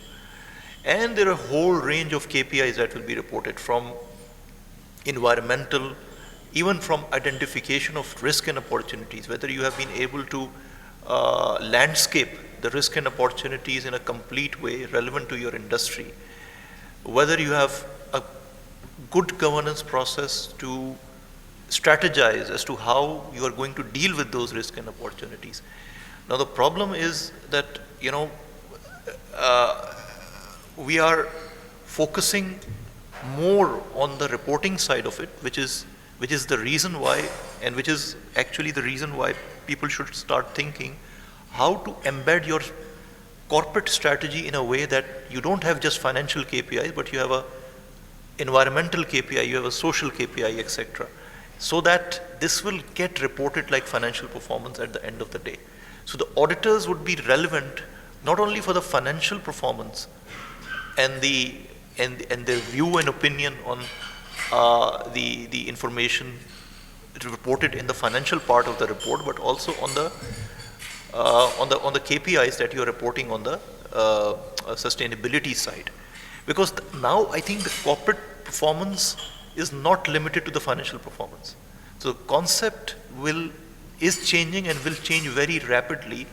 So when a company announces that, okay, to the stock exchange that a year-end result, the announcement, I think most of the global announcements are not only that how much profits we have made, how much assets we have grown, but also what we have delivered on the environmental side, to what extent we are progressing towards the targets of greenhouse emissions, what is our diversity ratio in an organization. So all these KPIs and the key headlines are also reported with the headline of the profitability and all financial numbers. So this becomes very much part of our relevant information to the stakeholders. So this, I think you will soon see that trend coming out in Pakistan as well, that when the stock exchange announcements will come, those announcements will not be limited to the financial performance, but I think good companies would start expanding it to let the stakeholders know that if we committed that we will, for example, achieve a gender diversity of X%, where we are in terms of that ratio. Because I think you go back to why it is relevant, because companies' financial performance is a short-term thing. A company cannot perform on a long-term basis unless they are looking at those KPIs and they are basically delivering on those ESG KPIs as well. Otherwise, that financial performance will not be sustainable, because your cash flows will get impacted, maybe because of environmental laws, maybe because of the business model that you need to change to comply with the social pressures, etc. So it's the corporates, I think as companies, you're all maybe every year you go on the drawing board, make your budgets plan that what we are going to achieve in a short term and a long term. But those KPIs now have to also, the projections should also talk about the ESG projections in times to come and how they are correlated with your financial performance. So that's a very interesting concept, because then obviously people are not taking short-term steps to show profitability. To answer the question, we will have the auditing standard very soon. Right. We have the floor open for questions. Assalamu alaikum. Nabil Ahmed from Talim Finance Company. तो मेरे 3 question है, वो छोटे से. तो first question है कि S1 mic अगर कर ले S1 जो है वो एड्रेस कर रहा है future cash flows risk related aspect को. IFRS 9 भी सेम जो है वो डिस्क्लोजर्स पे करता है रिस्क रिलेटेड कैश फ्लोज जो हैं वो उसमें आइटम वाइज आती हैं. बैलेंस शीट में एक डिस्क्लोजर है जिसमें आप बताते हैं कि शॉर्ट टर्म से लॉन्ग टर्म 5 इयर्स तक क्या रिस्क हैं. तो S1 और IFRS 9 क्या ओवरलैप कर जाएंगे इस रिस्क को, या S1 कोई और एस्पेक्ट भी देखेगा? वो अकाउंटिंग स्टैंडर्ड है, ये सस्टेनेबिलिटी स्टैंडर्ड है. बिल्कुल फ़र्क है, वो फाइनेंशियल इंस्ट्रूमेंट के कॉन्टेक्स्ट में है, और ये sustainability related risk and opportunities हैं जिसके अंदर आपके एनर्जी मैनेजमेंट, जो एनवायरनमेंट, सोशल एंड गवर्नेंस के जो रिस्क होते हैं ये उसमें है. तो बिल्कुल 2 अलग अलग चीज़ें. सेकंड क्वेश्चन है, ये गवर्नेंस रिलेटेड एक था कि जिसमें मैनेजमेंट और बोर्ड जो हैं वो इसको ओवरसी करेंगे. तो कोड ऑफ कॉर्पोरेट गवर्नेंस में तो 3 मैंडेटरी कमेटीज़ जो हैं वो उसमें रिस्क रिलेटेड भी एक कमेटी है. क्या वही इसको एड्रेस करेगी, या आप एक और कोई मैंडेटरी करेंगे कि एक और बोर्ड कमेटी फॉर्म हो जाए इसके लिए? I think it's on now.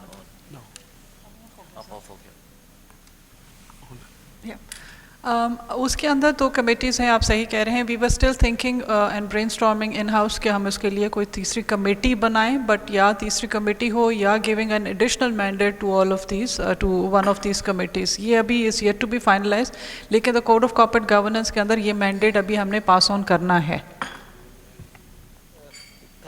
Third question बस एप्लीकेबिलिटी से रिलेटेड है कि कुछ क्राइटेरिया भी शो किए हैं कि उस पर क्राइटेरिया पे जो फुलफ़िल करता है लिस्टेड कंपनी मोस्टली, या फिर जिसकी एम्प्लॉय रेशो ज़्यादा है, तो उसमें प्राइवेट लिमिटेड कंपनी को कैटर नहीं किया जिसका इम्पैक्ट बहुत ज़्यादा हो सकता है, साइज़ भी है. और सेकंड इसी के साथ ही है कि फोर्स कैजुअल जो इशू किया हुआ SACP ने, क्या उसको भी देखेंगे, या इसको सस्टेनेबिलिटी के लिए सिर्फ इसको देखेंगे और रिपोर्टिंग के लिए फोर्स कैजुअल को देखेंगे? इमरान आप बताते. देखें, जो फ़ेज़ 1 फ़ेज़ 2 में जो बात की गई है वो तमाम कंपनीज़ की बात की गई है. वो it's not just about listed companies. और जो फ़ेज़ 3 में बात की गई है वो लिस्टेड कंपनीज़ हैं जो फ़ेज़ 1 फ़ेज़ 2 में कवर नहीं की गई. ठीक है, तो फ़ेज़ 1 में लेट से कोई कंपनी है जिसकी एसेट बेस 12 लेट से 25 बिलियन उसका टर्नओवर है, या उसकी एसेट बेस 12 बिलियन से ज़्यादा है, तो फ़ेज़ 1 में आ जाएगी. और अगर लेट से 6.25 बिलियन उसकी एसेट बेस है, या उसके एम्प्लॉयज़ 500 एम्प्लॉयज़ से ज़्यादा हैं, तो वो फ़ेज़ 2 में आ जाएगी, even if it is not listed. تو ہم نے کرا یہ ہے کہ جو فیز 1 فیز 2 میں وہ سگنیفیکنٹ کمپنیز اس میں آ جائیں گی، even if those are unlisted. But phase 3 میں اونلی لسٹڈ کمپنیز جو کہ فیز 1 فیز 2 میں کور نہیں ہوئی ہیں وہ پھر وہ فیز 3 میں آ جائیں گی. اٹ مینس کہ لسٹڈ کمپنیز ساری ان پہ یہ بائی فیز 3 لگ جائے گا. اور جہاں تک کارپوریٹ لا سے کنیکشن کی بات ہے تو ہم we will give a recommendation based on the feedback that we are collecting from you guys. ہم پھر آئی کیپ جو ہے وہ ریکمینڈ کر رہا ہوگا پھر لیٹ سے وہ ریگولیٹری سائڈ سے اس کو کیسے فٹ ان کیا جاتا ہے. It's from the regulator side.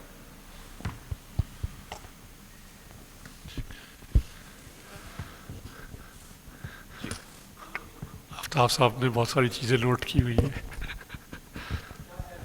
السلام علیکم. میرا نام جی آفتاب ہے اینڈ تھینک یو ویری مچ.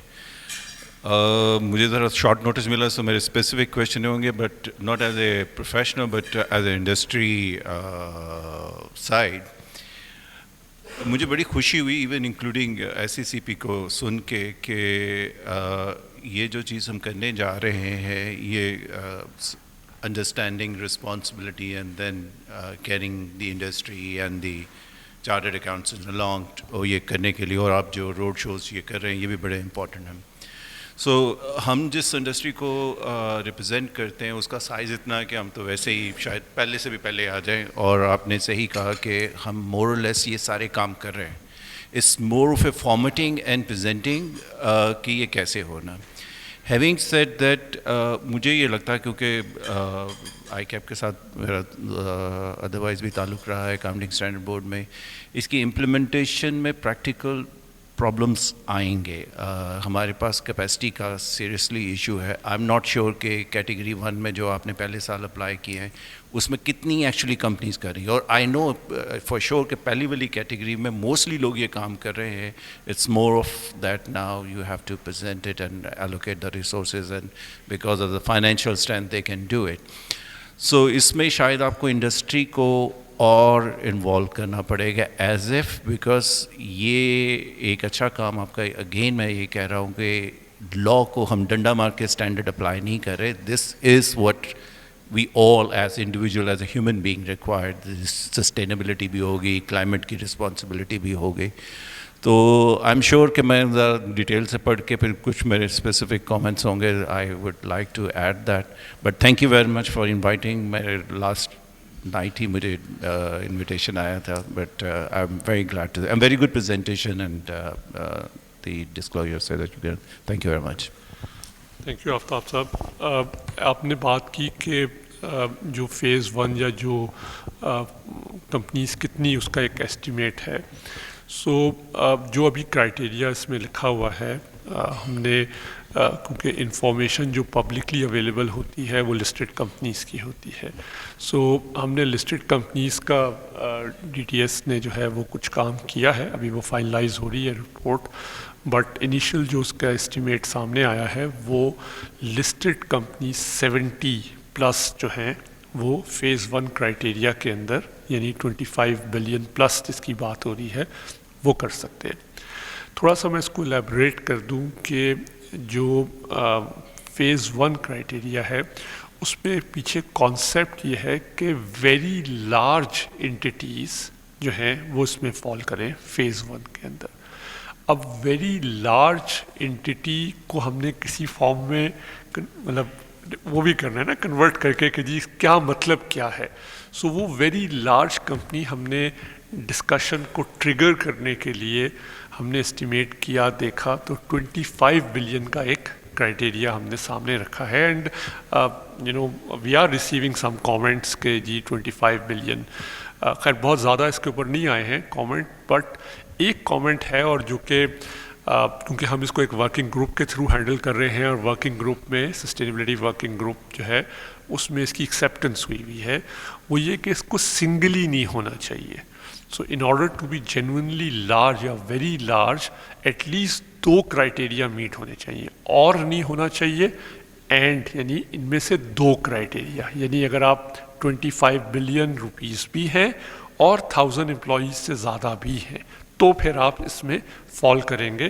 تو یہ ایک based on the comments received جب ہم اس کو فائنلائز کریں گے تو یہ ایک ابھی تک اس پہ آپ یہ کہہ سکتے ہیں کہ اس ورکنگ گروپ میں کنسنسس تھا کہ اس کو 2 کریں.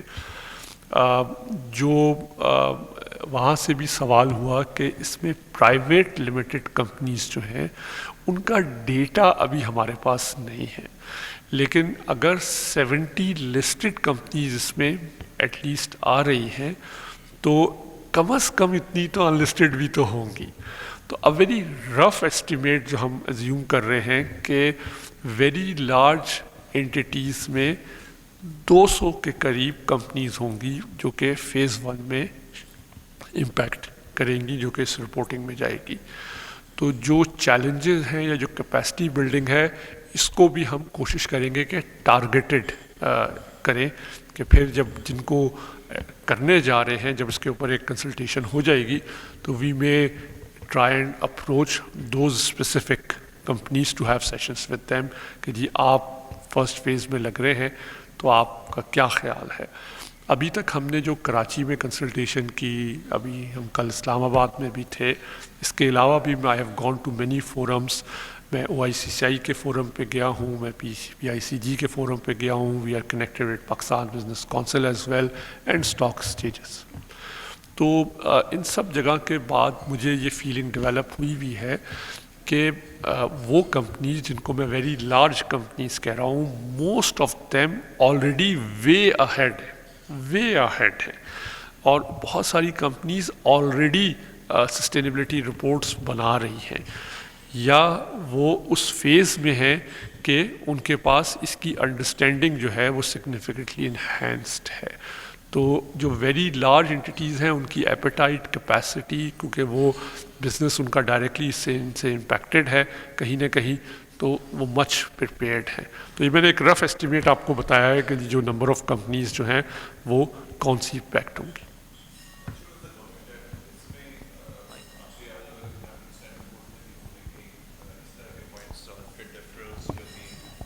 وہ ڈسکس کی تھی، اینڈ آئی تھنک ارسلان صاحب آلسو مینشن کہ صرف disclosure is not just important, is the comparability, bench marking reference, کہ میں جو اے کہہ رہا ہوں کیا یہ اسی کو اے کہہ رہے ہیں یا یہ سی کہہ رہے ہیں. سو وہ ایک ہماری جو انڈرسٹینڈنگ ہے اور بینچ مارکنگ ہے وہ بھی شاید اس میں امپورٹنٹ ہوگی، not within the sector but also in the corporate entities. Very important point Aftab صاحب. اس میں آپ نے شاید اس پہ کوئی سوال بھی ابھی تک تو نہیں آیا ہے بٹ میں اس کو ایلیبریٹ کر دیتا ہوں کہ جو اسٹینڈرڈ ہے وہ یہ مینڈیٹ نہیں کرتا کہ آپ اس کی کوئی ایک سیپریٹ سسٹینیبلٹی رپورٹ بنائیں. وہ الاؤ کرتا ہے کہ آپ اس کو مینجمنٹ رپورٹ میں، ڈائریکٹرس رپورٹ میں، ایون کراس ریفرنس کر کے فائنینشیل اسٹیٹمنٹ میں اگر کوئی انفارمیشن آ رہی ہے تو آپ اس سے بھی کراس ریفر کر سکتے ہیں. تو اس کی جو لوکیشن ہے وہ اس میں فلیکسیبلٹی دی ہے اسٹینڈرڈ نے. اچھا، میں نے جب جا کر اس کو ریویو کیا، جو میں 2500 پلس کمپنیز کی بات کر رہا تھا کہ وہاں یہ رپورٹس کس طریقے سے بنی ہیں اور پبلش کی ہیں، تو جب آپ وہ جا کے دیکھیں گے تو وہ اتنی موٹی رپورٹس ہیں اور آپ اس میں گم ہو جائیں گے، اور اس میں اتنے کراس ریفرنسز ہیں. یہ جا کے آپ صفحہ نمبر 218 پہ دیکھیں، یہ صفحہ نمبر 16 پہ دیکھیں، تو وہ اور 2 سیکٹرز کی میں بارکلیز کی دیکھ رہا تھا اور ایک اور بینک کی، تو وہ میں فارماسیوٹیکل کی دیکھ رہا تھا. تو 2 رپورٹس کو بھی میں ایگزیکٹلی وہ کمپلائی تو کر رہے تھے لیکن میں اس کو اس طرح سے کمپیئر نہیں کر سکا. تو دیر وی گاٹ دا آئیڈیا، ہم نے ڈسکس کیا کہ پاکستان میں کیونکہ جو لیول آف انڈرسٹینڈنگ اور وہ ہوتا ہے اس کے لیے بھی ضروری ہے کہ اس کا ایک فارمیٹ ہو. ایوری ون جو اس انڈسٹری کا ہے، کیونکہ یہ industry wise risk and opportunities ہیں، تو سارے بینکس، سارے آئل اینڈ گیس، سارے الیکٹریسٹی جنریٹڈ والے وہ ایک ہی فارمیٹ پہ ایک ہی طرح سے کریں. تو دیٹ از آر ریکمنڈیشن، جو کہ عمران نے آپ کو جو رپورٹ السٹریٹو پریزنٹ کی ہے اس میں سارے ہاؤس ہولڈ کے، وہ ایک ایگزامپل ہے اینڈ وی انٹینڈ، یہ ویب سائٹ پہ ہوگی، شاید یہاں تھوڑا دیکھنے میں مشکل ہو رہی تھی، اس کو زوم کر کے آنا چاہیے، بٹ یہ کیونکہ ویب سائٹ پہ ہم نے لگا بھی دی ہے اور بھی، we intend to have all 77 illustrative financial statements available. تو آپ جائیے اپنی انڈسٹری کا اپنی کمپنی کا دیکھیے, آپ کو پتہ چل جائے گا کہ کیا ہے. لیکن دین وہ اس سیکٹر کی جو آپ نے بھی کمپیریبلٹی کی بات کی, وہ ساروں کا اسی طریقے سے آئے گا. That will be our recommendation. Up till now there is a consensus among our working group جو ہم ایس ایس سی پی کو کریں گے کہ اس کا جو جیسے بینکس ہیں, بینکس اپنی جو فائنینشیل اسٹیٹمنٹس ہیں اس کا ایک فارمیٹ دیا ہوا ہے. انشورنس کمپنیز ہیں, تو آپ سب لوگ اس کو کنسسٹنٹلی ایک طریقے سے رپورٹ کرتے ہیں, کمپیریبلٹی ہوتی ہے, انڈرسٹینڈنگ بیٹر ہوتی ہے, اینڈ وے آف پریزنٹیشن کافی بہتر ہوتا ہے. تو بڑا ویلڈ کوشچن ہے. جی السلام علیکم sir, Adnan Kokar sir. Sir first میری I would like to congratulate S C C P. Sir یہ جو بنا رہے ہیں ڈسکلوجر وغیرہ دے رہے ہیں, this a good thing, but the important thing is کہ ہم لوگ دیکھ رہے ہیں کہ by 2030 there is a big impact of impairment کا ایک امپیکٹ آ رہا ہے. اس کے ساتھ کیپیکس جو ہے دیٹ از اے ویری ہم لوگ دیکھ رہے ہیں کہ بائی 2030 جو ہے انڈسٹریز کو ہٹ کریں گی یہ چیز جو ہے. سر میری سی سی پی سے بھی ایک کویشچن ہے کہ آپ نے گرین بانڈنگ کے اوپر ابھی گائیڈ لائنس ایشو کی ہوئی ہیں. گرین انویسٹمنٹ جو ہے, گرین بینکنگ جو فائنینشیل سیکٹر ہے وہاں پہ اسٹاک ایکسچینج سے 6 guidelines S C Gs کو جو ہے اس نے مینڈیٹری کیا ہوا ہے for the listed companies to report. 6 S T Gs, there are 17 S T Gs ہیں جس کے اندر 6 کو انہوں نے مینڈیٹری کیا ہوا ہے کہ آپ اس کو رپورٹ کریں گے. سر ہم لوگ being an auditor and external auditor جو ہے ہم لوگ دیکھ رہے ہیں کہ آئی ایس 3000 تھا, اب آئی ایس 5000 اس کے اوپر آ گیا جو لیٹسٹ ہے. اس کے اوپر جو ہے دے آر آسکنگ کہ بینگ این انڈیپینڈنٹ انشورنس کے اوپر ہم لوگ اس پہ دے رہے ہیں, ہمیں اس کے اوپر یہ ساری چیزیں کیا اس کا امپیکٹ وہاں پہ دینا چاہیے. کمپنی کی جو فور کاسٹڈ جو انفارمیشن ہے فار دا نیکسٹ 5 ایئرس کا جو پلان ہوگا یا ڈائریکٹرس کا جو رپورٹ ہوتی ہے اس کے ہم اس کو امپیکٹ کریں گے, ان کی رپورٹنگ دیں گے. دا سیکنڈ کویشچن جو سر ہم ریکمنڈیشنز دے رہے ہیں, آئی کیپ اپنی ریکمنڈیشنز دے رہے ہیں for implementation of this I S 1 S1 S2 کے اوپر جو ہے. اگر دیکھیں سر جو ہمارا ایکسپورٹر ہے they are at the stake, ہماری جو ایکسپورٹ ہے وہ اسٹیک ہے. جو ہم لوگ being an member of supply chain ہمیں S1 S2 کے اوپر رپورٹ کرنا ہے اس کو جو ہے. تو سر ڈو یو تھنک کہ کیا ہم اس کو ایکسٹینڈیڈ ٹائم فریم میں لے کے جا سکتے ہیں ایکسپورٹ سیکٹر کو؟ اچھا, آپ کی جتنی بات میں کلیئر اگر سمجھ سکا ہوں یا نہ ہوں تو آپ دوبارہ پوچھ لیجیے گا کہ جہاں تک اسٹاک ایکسچینج کی جو ریکوائرمنٹس ہیں وہ ایس ڈی جیز کے حوالے سے وہ ان کی اپنی, کیونکہ وہ لسٹنگ ریگولیشن کے تھرو یا اپنی ریکوائرمنٹ میں آتے ہیں تو وہ وہاں کریں گے. یہ اس سے ڈفرینٹ ہے. یہ جس طرح سے آپ فائنینشیل اسٹیٹمنٹس کی ریکوائرمنٹ ہے کہ آپ اسٹینڈرڈس میں بنائیں گے, اسی طریقے سے سسٹینیبلٹی رپورٹ کی ہے, تو وہ تو ادھر سے کانٹیکسٹ ہے. آپ نے اپنی جو لاسٹ بات کی اس کے اندر آپ نے ایکسپورٹ کے حوالے سے بات کی, تو دیکھیں اس میں جو ویلیو چین کا کانسیپٹ ہے, تو اگر کوئی ایکسپورٹر کو یہ مینڈیٹ ہوگا, اور آئی ایم اویئر کہ آلریڈی جو ہے وہ جو فورن بائرس ہیں ان کی اپنی requirement without these standards coming اور بینگ مینڈیٹڈ وہ آلریڈی ان کے اوپر موجود ہیں. I was having a discussion with ایک کمپنی ہے جس کی 100 ارب کی ایکسپورٹ کی سیل ہے, تو وہ کہہ رہے ہیں کہ ہم اور کچھ نہیں کر رہے, ہم صرف سسٹینیبلٹی کر رہے ہیں, کیونکہ ان کی جو ریکوائرمنٹس اور جس طرح سے ویسٹ کے اندر اس کی ایمیشن سے ریلیٹڈ اور چیزوں سے ریلیٹڈ ریکوائرمنٹ ہے, تو ان کا تو بالکل ڈائریکٹ بزنس ہے. اینڈ جو لنک ہے جو آپ نے باقی جو اس کے سپلائی چین کے اندر لوگ ہیں وہ یقینی طور پر ہیں کہ اگر اس کی 100 بلین کی کمپنی اگر امپیکٹ ہوگی تو وہ صرف اور صرف وہ کمپنی نہیں ہوگی نا, اس کا پورا جو ڈاؤن دا لائن اس کا جو چین ہے وہ کہیں نہ کہیں سے افیکٹ ہوگا. سو لیٹ سے کہ اگر وہ کسی سے یان لیتا ہے تو کپڑا بناتا ہے تو اس کو یان لینا ہے, یان اگر اس کی اپنی اسپنڈلس نہیں ہے وہ کہیں سے لے کر آتا ہے تو وہ امپیکٹ ہوگا. وہ جو اسپنڈل بناتا ہے وہ کہیں سے اسٹور اسپیئرس لیتا ہوگا, اس کا امپیکٹ ہے. تو آپ پورا جو چین ہے وہ امپیکٹ ہوگا. تو سملرلی ان کو یعنی جو بائر ہے آپ کا باہر, آئیکیا اگر آپ کا کر رہا ہے وہاں سے باہر, تو آپ اس کے اسکوپ 3 میں آتے ہیں نا, کیونکہ آپ اس کے سپلائر ہیں, تو आपका सप्लायर कोई है, तो ये तो पूरा चेन लिंक हो गया ना।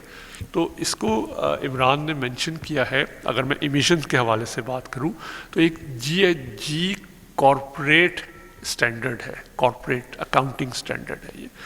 उसमें जाकर स्कोप 1, स्कोप 2, स्कोप 3 इसकी पूरी कैलकुलेशन के तरीक़ेकार हैं। ये जितना मुश्किल नज़र आ रहा है, लैंग्वेज जब सीख जाएंगे तो वो फिर उतनी मुश्किल नहीं आएगी। तो ये पूरे सप्लाई चेन का स्कोप 3 का भी कैलकुलेट करना पड़ेगा। तो इम्पैक्ट होगा, बिल्कुल होगा। और डायरेक्टली रिपोर्टिंग इन कंपनीज़ को करनी है जो हमने सजेस्ट किया है, या लार्ज कंपनीज या listed companies, but indirect way में whole sector will get affected. Add कर दूँ on the green bond guidelines that were mentioned. अव्वल तो वो they were of course they were introduced much before S1 and S2 came into play. दूसरा ये है कि they were actually, अगर आप मुझसे पूछें, there was no requirement for these guidelines to necessarily come in, because this is just a common sense. It just gives a broad framework कि जो any issuer of debt security, anyone who wants to issue bonds can issue green bonds as well. तो वो किस category में fall करेंगे? If the proceeds are basically applied to green projects, and if they are proceeds which are actually applied towards environmental friendly projects. तो वो एक basically broad contour से set कर रहा है उस वो इस गाइडलाइंस का मतलब ये होता है to just give some guiding principles. They are not regulatory in nature, but and this was actually a requirement also with the ADB Asian development bank का जो कैपिटल मार्केट प्लान था, both the gender bonds and guidelines as well as the green bonds. And as far as the stock exchange is concerned, stock exchanges worldwide be, and in our case as well, PSX is coming up with their own disclosure guidelines जो कि उन्होंने हमसे share भी की थी.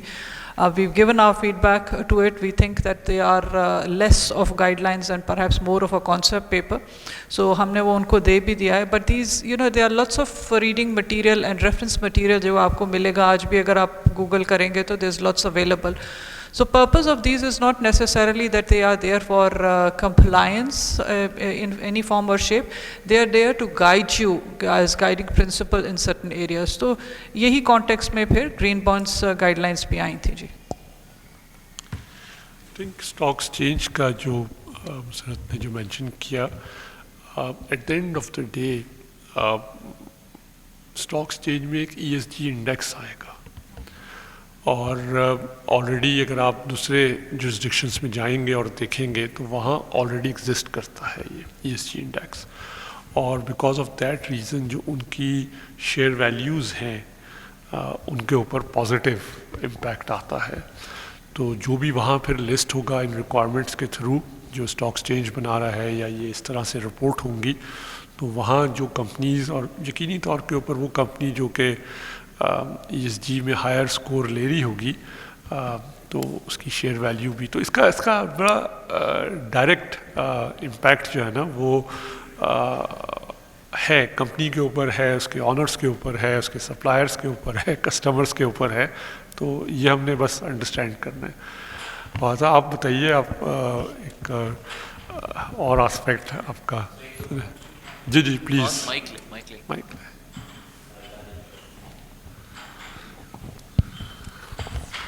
Assalamu alaikum. Fawad Zubairi here. I work for Nestle as technical controller. So एक तो clarification चाहिए होगी. एक follow-up question है, मुनायत साहब ने भी किया था regarding audit. So as of now, please clarify कीजिएगा कि statutory audit की requirement आज exist नहीं करती.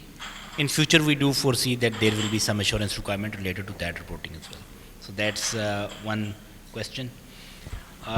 Secondly, in terms of landscape, I think this is quite important that we embark on this journey and then we achieve this through these sessions on training and education, not only at the operation level but also at the board level. कुछ industries तो जो export oriented हैं वो तो पहले ही इसको face कर रही हैं. They are keen and more progressive to lead that. Textile sector is one example, especially जो कपड़ा एक्सपोर्ट करते हैं या फैब्रिक एक्सपोर्ट करते हैं या एप्रल एक्सपोर्ट करते हैं. आपने जिक्र किया अभी ये स्टॉक एक्सचेंज के हवाले से, बड़ा अच्छा क्वेश्चन था, और आपके भी कमेंट्स. अभी ESG के हवाले से तो नहीं, लेकिन Nestle for example has been part of the FTSE for good, FTSE for good. We were participating there in even 10 years ago. So that was an index related to various CSR practices and the environmental impact as well as your product-related impacts that you were supposed to report and then be rated on that. So that ESG index is probably going to come in as well in some form at some stage, probably quite soon. एक दो और questions होंगे पाकिस्तान के landscape के हवाले से. एक तो रेडीनेस स्टेटस की अगर कोई एवेल्यूशन है आपकी SCCP की बॉडी पे या ICAP के लेवल पे, तो वो ज़रा एडवाइस कीजिएगा किस तरह की हम रेडीनेस देखते हैं in terms of these requirements.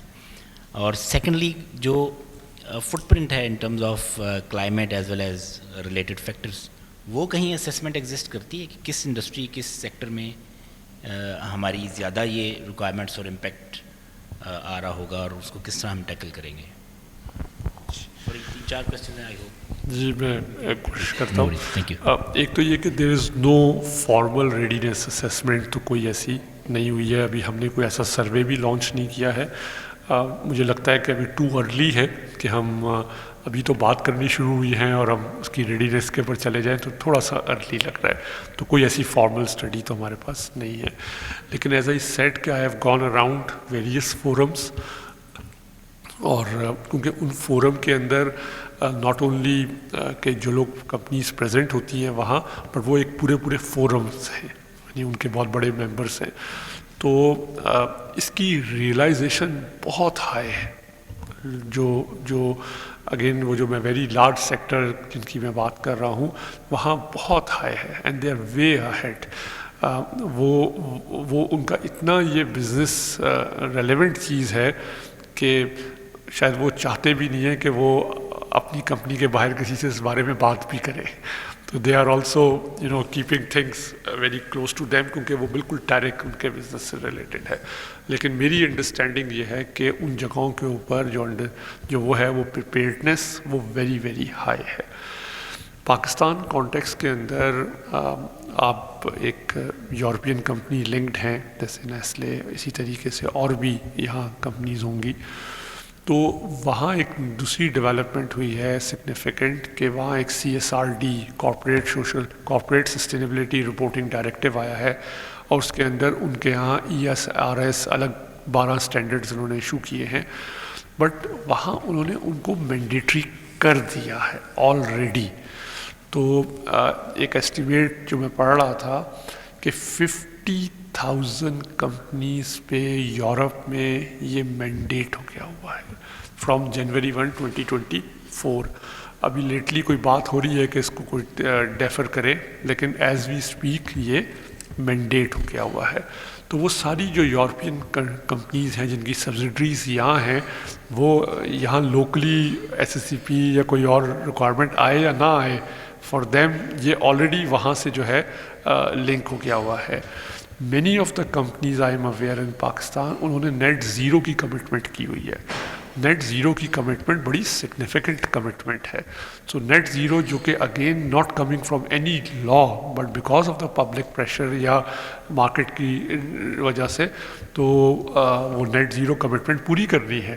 तो उससे रिलेटेड सारी चीज़ें जो हैं वो उन कंपनीज में ऑलरेडी हो रही है. तो रेडीनेस जो है वो फॉर्मल नहीं है, लेकिन इनफॉर्मल मैंने आपको बताया कि उस लेवल पर है. लेकिन जब मैं उन एक सेलेक्ट ग्रुप्स से जब मैं निकलता हूँ तो अंडरस्टैंडिंग बड़ी वीक है. उसमें कैपेसिटी बिल्डिंग जो है ना वो बड़ी मेहनत करनी पड़ेगी. इनहेरेंटली मेरा क्वेश्चन भी लार्जर लैंडस्केप में है. ऑब्वियसली जो डायरेक्टली इम्पैक्ट हो रहे हैं they are probably already on the journey in getting ready to meet the requirements. अच्छा, इस चीज़ में एक और कमेंट करता हूँ. I think for the sake of larger audience, क्योंकि एक एजुकेटिव और इन्फॉर्मेटिव सेशन हमारी ऑर्गेनाइजेशन में, for example there is in Pakistan Nestle, there is a proper committee there. Also because of the size, obviously it will vary depending upon the organizational size. So there is a sustainability committee, and within that we have 5 task forces which cover the packaging element, which cover the greenhouse gases element, which cover the waters element, responsible sourcing and so on. So that's how we manage. We meet on a monthly basis, and then the respective committees share their progress in terms of their targets and the milestones that the company has established for the year.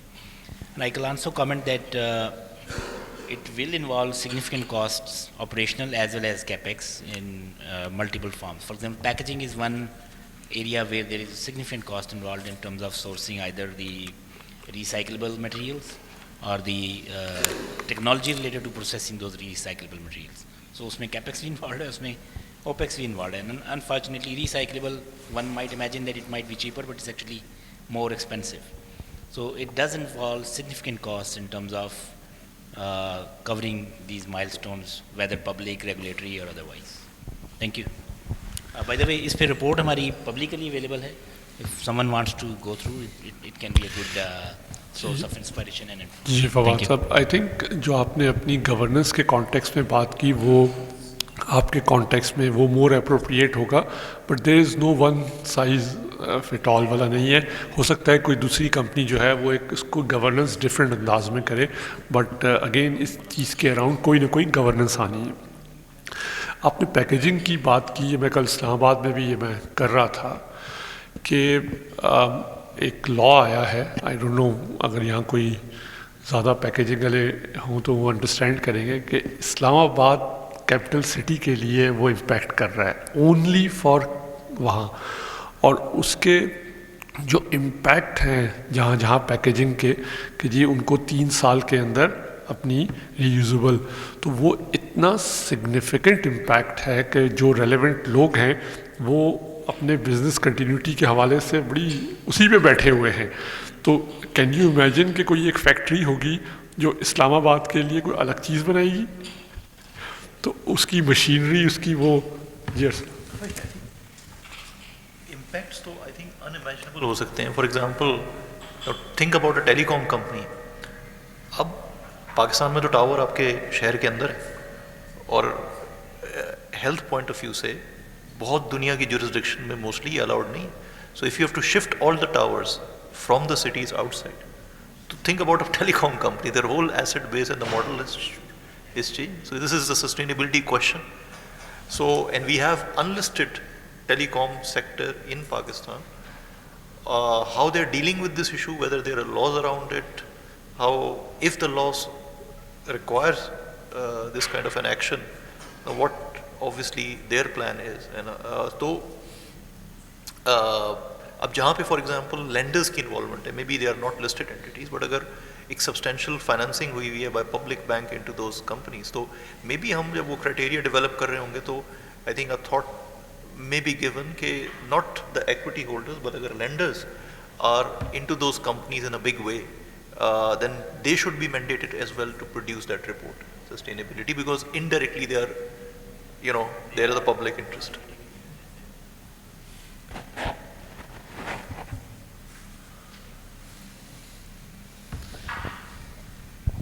Thank you very much ji. Saqib Riaz here. 2-3 चीज़ें इसमें मेरे जहन में जो ख्यालात आ रहे हैं जो मैं चाहता हूँ कि डिस्कस करूँ. एक तो अभी प्रेजेंटेशन में एक पहली इम्प्लीमेंटेशन आपने सबसे बड़ी कंपनी की 25 बिलियन की 1 जनवरी 2024 से दी, विच सीम्स टू अग्रेसिव, क्योंकि प्रैक्टिकली आप बिजनेस ओनर को ही अगर टारगेट करते हैं तो उसके अभी तक कोई सिस्टम्स इन प्लेस ही नहीं है कि वो अगर कोई ऑलरेडी ये काम नहीं कर रहा, तो जैसे अभी फाइनेंशियल सेक्टर की जो कंपनीज़ होंगी वो सारी की सारी इसमें आ जाएंगी मोस्टली, जो बड़े सारे ही तकरीबन होंगे. या जिस तरह आपने फरमाया डाटा 70 कंपनीज़ का निकला है, I am sure I cap के पास नहीं होगा बट SECP के पास तमाम प्राइवेट कंपनी का डाटा भी मौजूद है. So they would have a bank जहाँ से वो ये जान सकते होंगे कि कौन कौन सी कंपनी प्राइवेट हो या LLP हो या कोई भी हो और वो इसके अंदर फॉल कर रही होगी. तो this seems too aggressive for those who have not already been doing this. उनके लिए तो ये एक आप कह लीजिए कि सवाई सत्यानाश हो जाएगा कि वो क्या करेंगे इसका.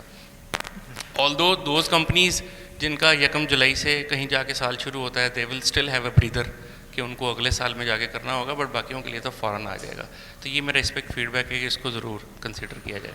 मैं इस क्वेश्चन का वेट कर रहा था कि अभी तक आया क्यों नहीं है ये क्योंकि ये बड़ा कॉमन रिस्पांस या फीडबैक हर जगह से आ रहा है कि 2024 is probably too soon. But question ये है कि जो स्टैंडर्ड इटसेल्फ है उसने 2024 जनवरी ही कहा है, और मैंने कहा कि बहुत सारी वो जो कि वेरी लार्ज एंटिटीज़ हैं वो वे अहेड भी हैं, मैनी ऑफ देम, बल्कि वो ऑलरेडी कोई GRI पे प्रोड्यूस कर रहा है. कल हम इस्लामाबाद में थे انہوں نے میرے سے اتنے ٹیکنیکل سوال کیے, آج تو کوئی ٹیکنیکل سوال نہیں آیا کہ مجھے اپنی پوری GRI کی بھی میموری جو ہے نا وہ یاد کر کے بتانا پڑا کہ یہ فرق ہے اور وہ فرق ہے. تو کمپنیز جو ہیں وہ آلریڈی ان چیزوں میں بہت اہیڈ ہے. لیکن یس, یہ فیڈ بیک آیا ہے اور ہمارے ورکنگ گروپ کے اندر بھی یہ ڈیبیٹ اور ڈسکس ہوا ہے کہ یہ 24 ٹو سون لگ رہا ہے. تو یہ سارا فیڈ بیک جمع کریں گے, واپس ورکنگ گروپ میں جائیں گے, بورڈ میں جائیں گے, اور پھر جب SCCB کے پاس آئیں گے تو جو بھی ہوگا اس کا ریشنل دیں گے اور لکھ کے دیں گے انشاءاللہ اس کا کیا ہوگا. دوسری چیز جو اس میں میں عرض کرنا چاہتا ہوں کہ چونکہ اس سسٹینیبلٹی کا آبجیکٹیو تو اصل میں یہی ہے کہ جو KPIs ہیں بیسیکلی ان کی مانیٹرنگ شروع ہو جائے, لوگ کر بھی رہے ہوں گے لیکن ذرا زیادہ فارمل ہو جائے, اسپرچولی اس کے اندر ان بلٹ ہو جائے, اور اس کا ایک لانگ ٹرم ایڈوانٹیج ہے. سو اس کے اندر مجھے لگتا ہے اف اٹ از ورکیبل کہ ہم نے ابھی تک جو کرائٹیریا دیکھا ہے وہ اینٹی وائڈ دیکھا ہے. If we look at from the perspective of a consolidated numbers, تو یہ بھی ممکن ہے کہ ان اینٹیز کو بھی اس میں لانا چاہیے. یعنی جو ہو سکتا ہے کہ انڈیویجولی اس تھریشولڈ سے نیچے کھڑی ہوئی ہیں بٹ ان کے 10 ایسے سیکٹر الگ الگ کمپنیوں میں کام کر رہے ہیں جو مل کے شاید 100 ارب بن رہے ہوں یا 50 ارب بن رہے ہوں اور الگ الگ نہ فال کرتے ہوں, تو ان کے اوپر بھی اس طرح کی ریکوائرمنٹ ہونی چاہیے. تو maybe on a consolidated basis پہ بھی یہ کرائٹیریا کسی اینگل سے ایویلیوٹ کیا جا سکتا ہے. جی, اس میں یوں سمجھ لیں کہ جو پرائمری ریکوائرمنٹ ہوتی ہے وہ انٹیٹی لیول پر ہوتی ہے, یعنی جو لیگل انٹیٹی ہے. تو جیسے کانسیپٹ ہے کنسالیڈیٹڈ کا فائنینشیل اسٹیٹمنٹس کے اندر بھی, تو وہ اسی انٹیٹی کی کنسالیڈیشن کے اوپر بھی ہوگا. تو وہاں ہو سکتا ہے کہ 8 انڈسٹریز ہوں جو کہ مرج ہو رہی ہوں, اس اسٹینڈرڈ الون انٹیٹی میں کچھ نہ ہو. یہ بھی ہو سکتا ہے کہ وہ صرف ہولڈنگ کمپنی ہو اور اس کا بہت ہی نیرو امپیکٹ ہو, لیکن چونکہ وہ بہت زیادہ کمپنیز میں ہے. کل اسلام آباد میں فوجی فاؤنڈیشن سے تھے, تو اگر آپ کہیں کہ فوجی فاؤنڈیشن تو effectively it's a non company, یہ بڑا سوال ہوا میرے سے کہ ان کے اوپر آپ کیسے مینڈیٹ کریں گے, because we are not company. کل سوال آیا تو میں نے ان کو بھی یہی جواب دیا کہ ایک تو یہ کہ ان کے نیچے جو ہے وہ سب کمپنیز ہیں, تو انڈیویجلی تو وہ کمپنیز تو شاید فال کریں گی, لیکن انسٹیٹیوٹ کے اندر ایک اسٹرکچر ہے کہ ابھی بھی جو نان کارپوریٹ سیکٹر ہے, SCCP تو کارپوریٹ سیکٹر کو مینڈیٹ کرتا ہے, تو نان کارپوریٹ سیکٹر کے لیے بھی ہم نے فریم ورکس دیے ہوئے ہیں کہ اگر آپ میڈیم سائز ہیں تو SME کریں گے, یا ناٹ فار پروفٹ ہے تو کیا کریں گے. تو اس کا میکینزم کیا ہے؟ اس کا میکینزم یہ ہے کہ we have a technical release 5, TR5 آپ سمجھتے ہیں, ٹھیک ہے.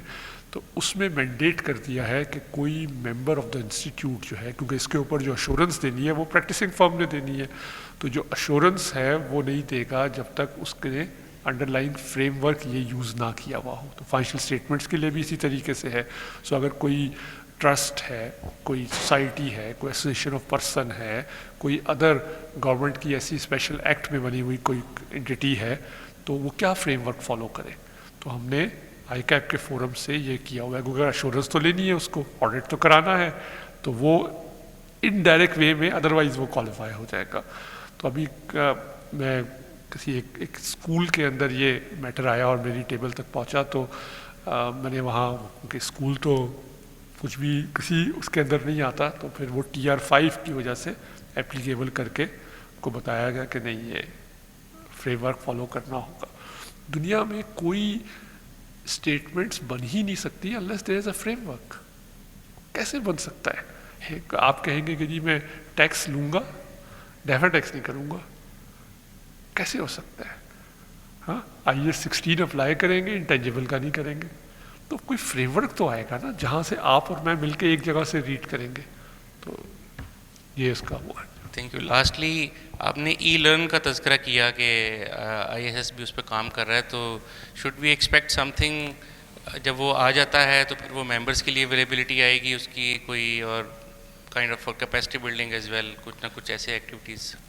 جی, ای لرن تو سب نے اپنے پاس اپنے ٹائم میں کرنا ہوگا, but what we are doing is کہ یہ جو میں نے GHG ایمیشنس کی بات کی ہے, یہ کلائمیٹ سینیرو جو ہے یہ one of the most difficult topic ہے even best of the best companies جو ہیں وہ واٹ ایف سینیرو جو ہے نا اس کے لیے کچھ ماڈلنگ کچھ ٹولس لینے ہوتے ہیں کہ آپ کے علاقے میں اگر آپ کوٹ ادو میں ہیں تو وہاں کلائمیٹ کا واٹ ایف سینیرو کیا ہے، تو وہ اور وہ شاید تھوڑی کاسٹلی ایکسرسائز بھی ہے، تو وہاں تھوڑی سی زیادہ ٹیکنیکلٹی انوالوڈ ہے کلائمیٹ کے اسٹینڈرڈ کے اندر سینیرو انالیسس بناتے ہوئے.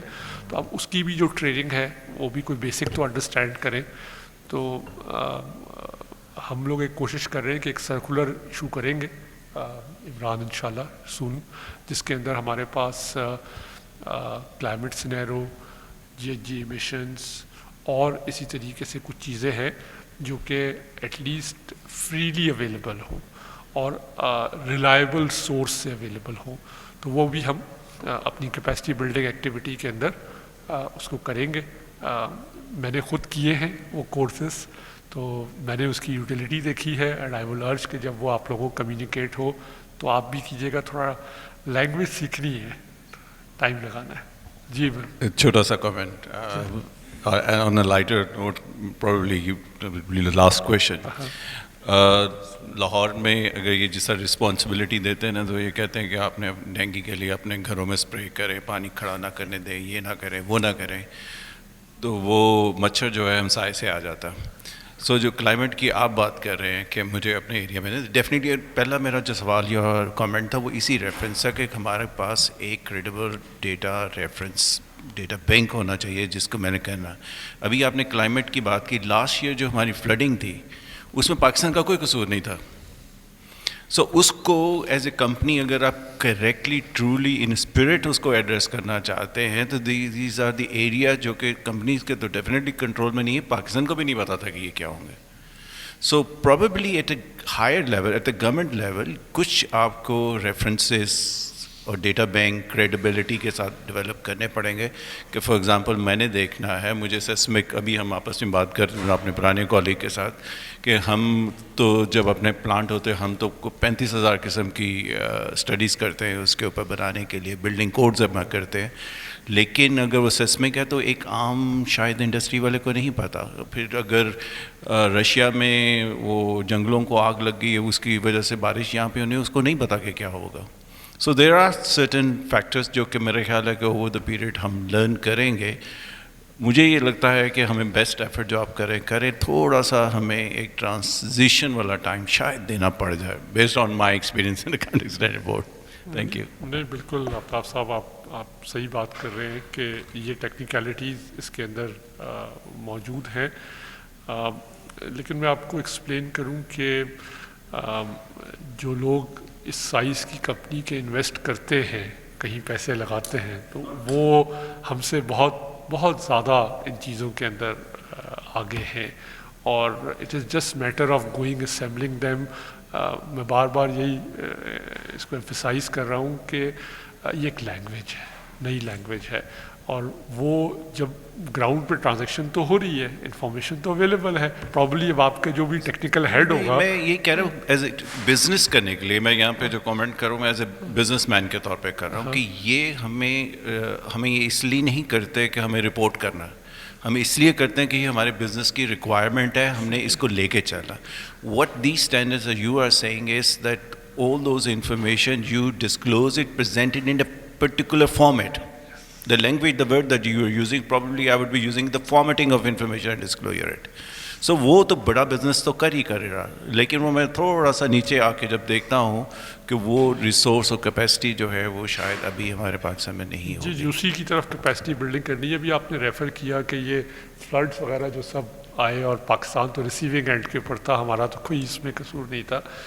تو میں I was having a discussion stock stage میں، فاروق خان صاحب ہیں وہاں، کہ پاکستان کو جو اپنا انویسٹمنٹ کیس دنیا کے سامنے رکھنا چاہیے. اب میں پیور بزنس انویسٹمنٹ کیس کہ آپ ریجن میں دیکھ لیں ہماری جو ایمیشنز ہیں وہ ون آف دا لوئسٹ ہیں، کیونکہ ہمارے پاس تو یہ تو آپ کا ایک ادر وے راؤنڈ ایک آپ کا یہ پچ ہے آپ کی کہ جی آپ اس طریقے سے کریں. لیکن اس کی ایک دوسری ڈاؤن سائڈ ہے. وہ کل اسلام آباد میں ایٹ لینتھ ڈبیٹ اور ڈسکس ہوئی. کہ وہ لیوائس جینس بنتی ہے نا, اور Pakistan is one of the major exporter. سے کراچی میں صورتی جو ہیں وہ بہت بڑے اس کے ایکسپورٹر ہیں, اور بھی ہے چند, ہو سکتا ہے لاہور میں بھی کوئی کرتا ہو. اور پاکستان سے ہم بات کر رہے ہیں کہ جی ہمارا تو انرجی مکس جو ہے وہ بالکل ایسا ہے, ہمارے یہاں کول تو بڑا کم ہے نا, تو ہماری ڈرٹی وہ والا تو نہیں ہے, تو ہم تو اوپر آتے ہیں اس میں انرجی مکس میں. تو میں نے اس کا جواب دیا اور میں نے یہ کہا کہ آپ یہ سمجھتے ہیں کہ جو بنگلہ دیش میں بیٹھا ہوا ہے اس کا بزنس ایٹ سٹیک نہیں ہے؟ آپ یہ سمجھتے ہیں کہ انڈیا کا بزنس سٹیک نہیں ہے؟ جب پاکستان کا جینس کا ایکسپورٹر جب وہ کمپیٹیٹیو آئے گا مارکیٹ میں, تو جو سامنے والا ہے وہ بھی اپنے میجرز لے کر آئے گا. تو پوائنٹ یہ نہیں ہے کہ ہم تو سب سے لوویسٹ ہیں, پوائنٹ یہ ہے کہ جب آپ اپنا کاروبار کرنے جائیں گے, اپنی کمپیٹیٹیونیس لائیں گے, تو آپ کا جو دوسرا کنٹری والا ہے اس کا بھی تو کاروبار ایٹ سٹیک ہے, تو وہ تو آلٹرنیٹ لے کر آئے گا. تو آپ کو اپنی ایمیشنس اور یہ سب تو کرنی ہے. ایون پاکستان لوویسٹ ہے, اسٹل ریلیونٹ ہے آپ کے لیے. جو میرا پوائنٹ آپ سمجھیں کہ یہ ہم اس میں نہ رہ جائیں کہ جی ہم تو پاکستان کا خالی مکس میں نیچے ہے تو چلے جی وہ ہے اچھی بات ہے. نہیں, آپ کا کمپٹیٹر جو ہے نا وہ آپ سے زیادہ اچھے میجرز لے کر آئے گا اور زیادہ وہ اچھے سے بیچ بھی لے گا. اچھا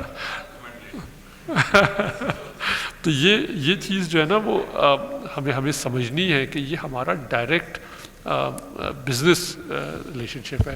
I think towards the and ہم جا رہے ہیں, تو آئی ووڈ لائک کہ اگر ایک فائنل کامنٹ آپ کی طرف سے آ جائے. So first, yes, of course, not addressing, but commenting on your views.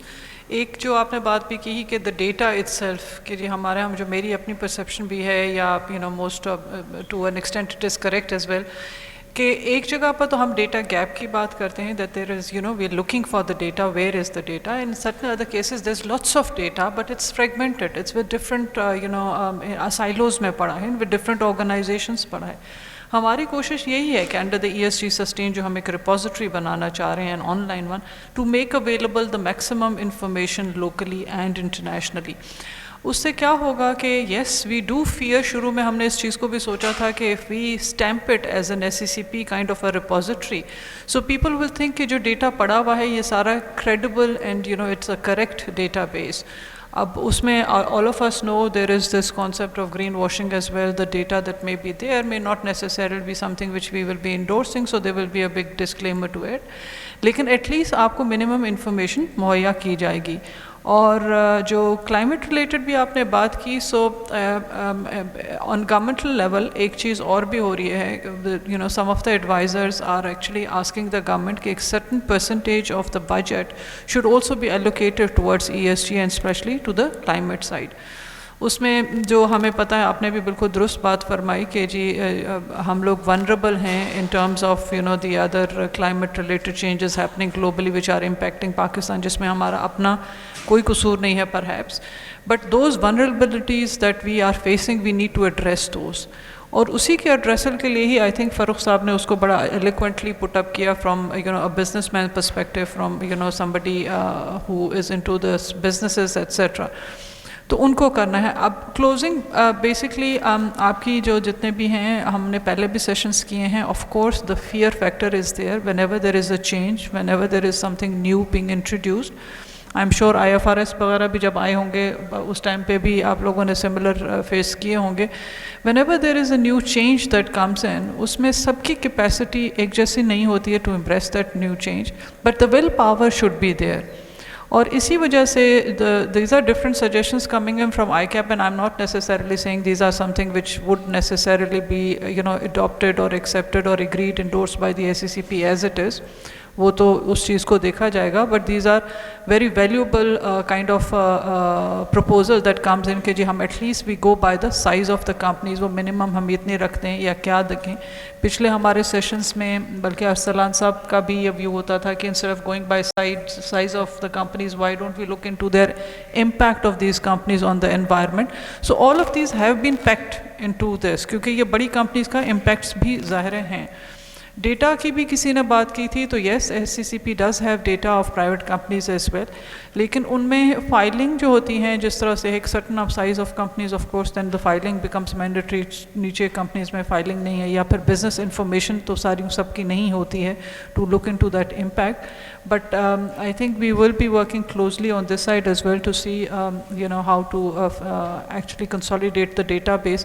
اور ایک چیز جو میرے ذہن میں فاروق صاحب ایک اور بھی آ رہی تھی کہ we would need to, at least when it comes to the listed companies only, تو listed companies میں جو آپ نے بھی بات کی کہ some of the companies which are which we thought کہ جی ابھی شاید ہم لوگ اس stage پہ نہیں پہنچے, but they are beyond that, ان کو بھی we can use as ambassadors to portray how they had been doing it for those companies جو کہ maybe in similar sectors ہوں but not up to that mark. So we can use them as well, and of course as PSX has a major role to play when it comes to all listed companies, so we will be involving, and you are already, but giving them tasks under the action plan also that we are devising to take this ESG disclosure, at least making it mandatory, because abhi to hum logon ne mandatorily reporting hi shuru nahi ki hai. So we must understand that this is only disclosing something, making things public, and making sure that when you are disclosing something, they meet certain criteria, they have underlying the same denominator, and they're meeting certain standards, so that there is trust by the investors, the stakeholders, or creditor, whosoever.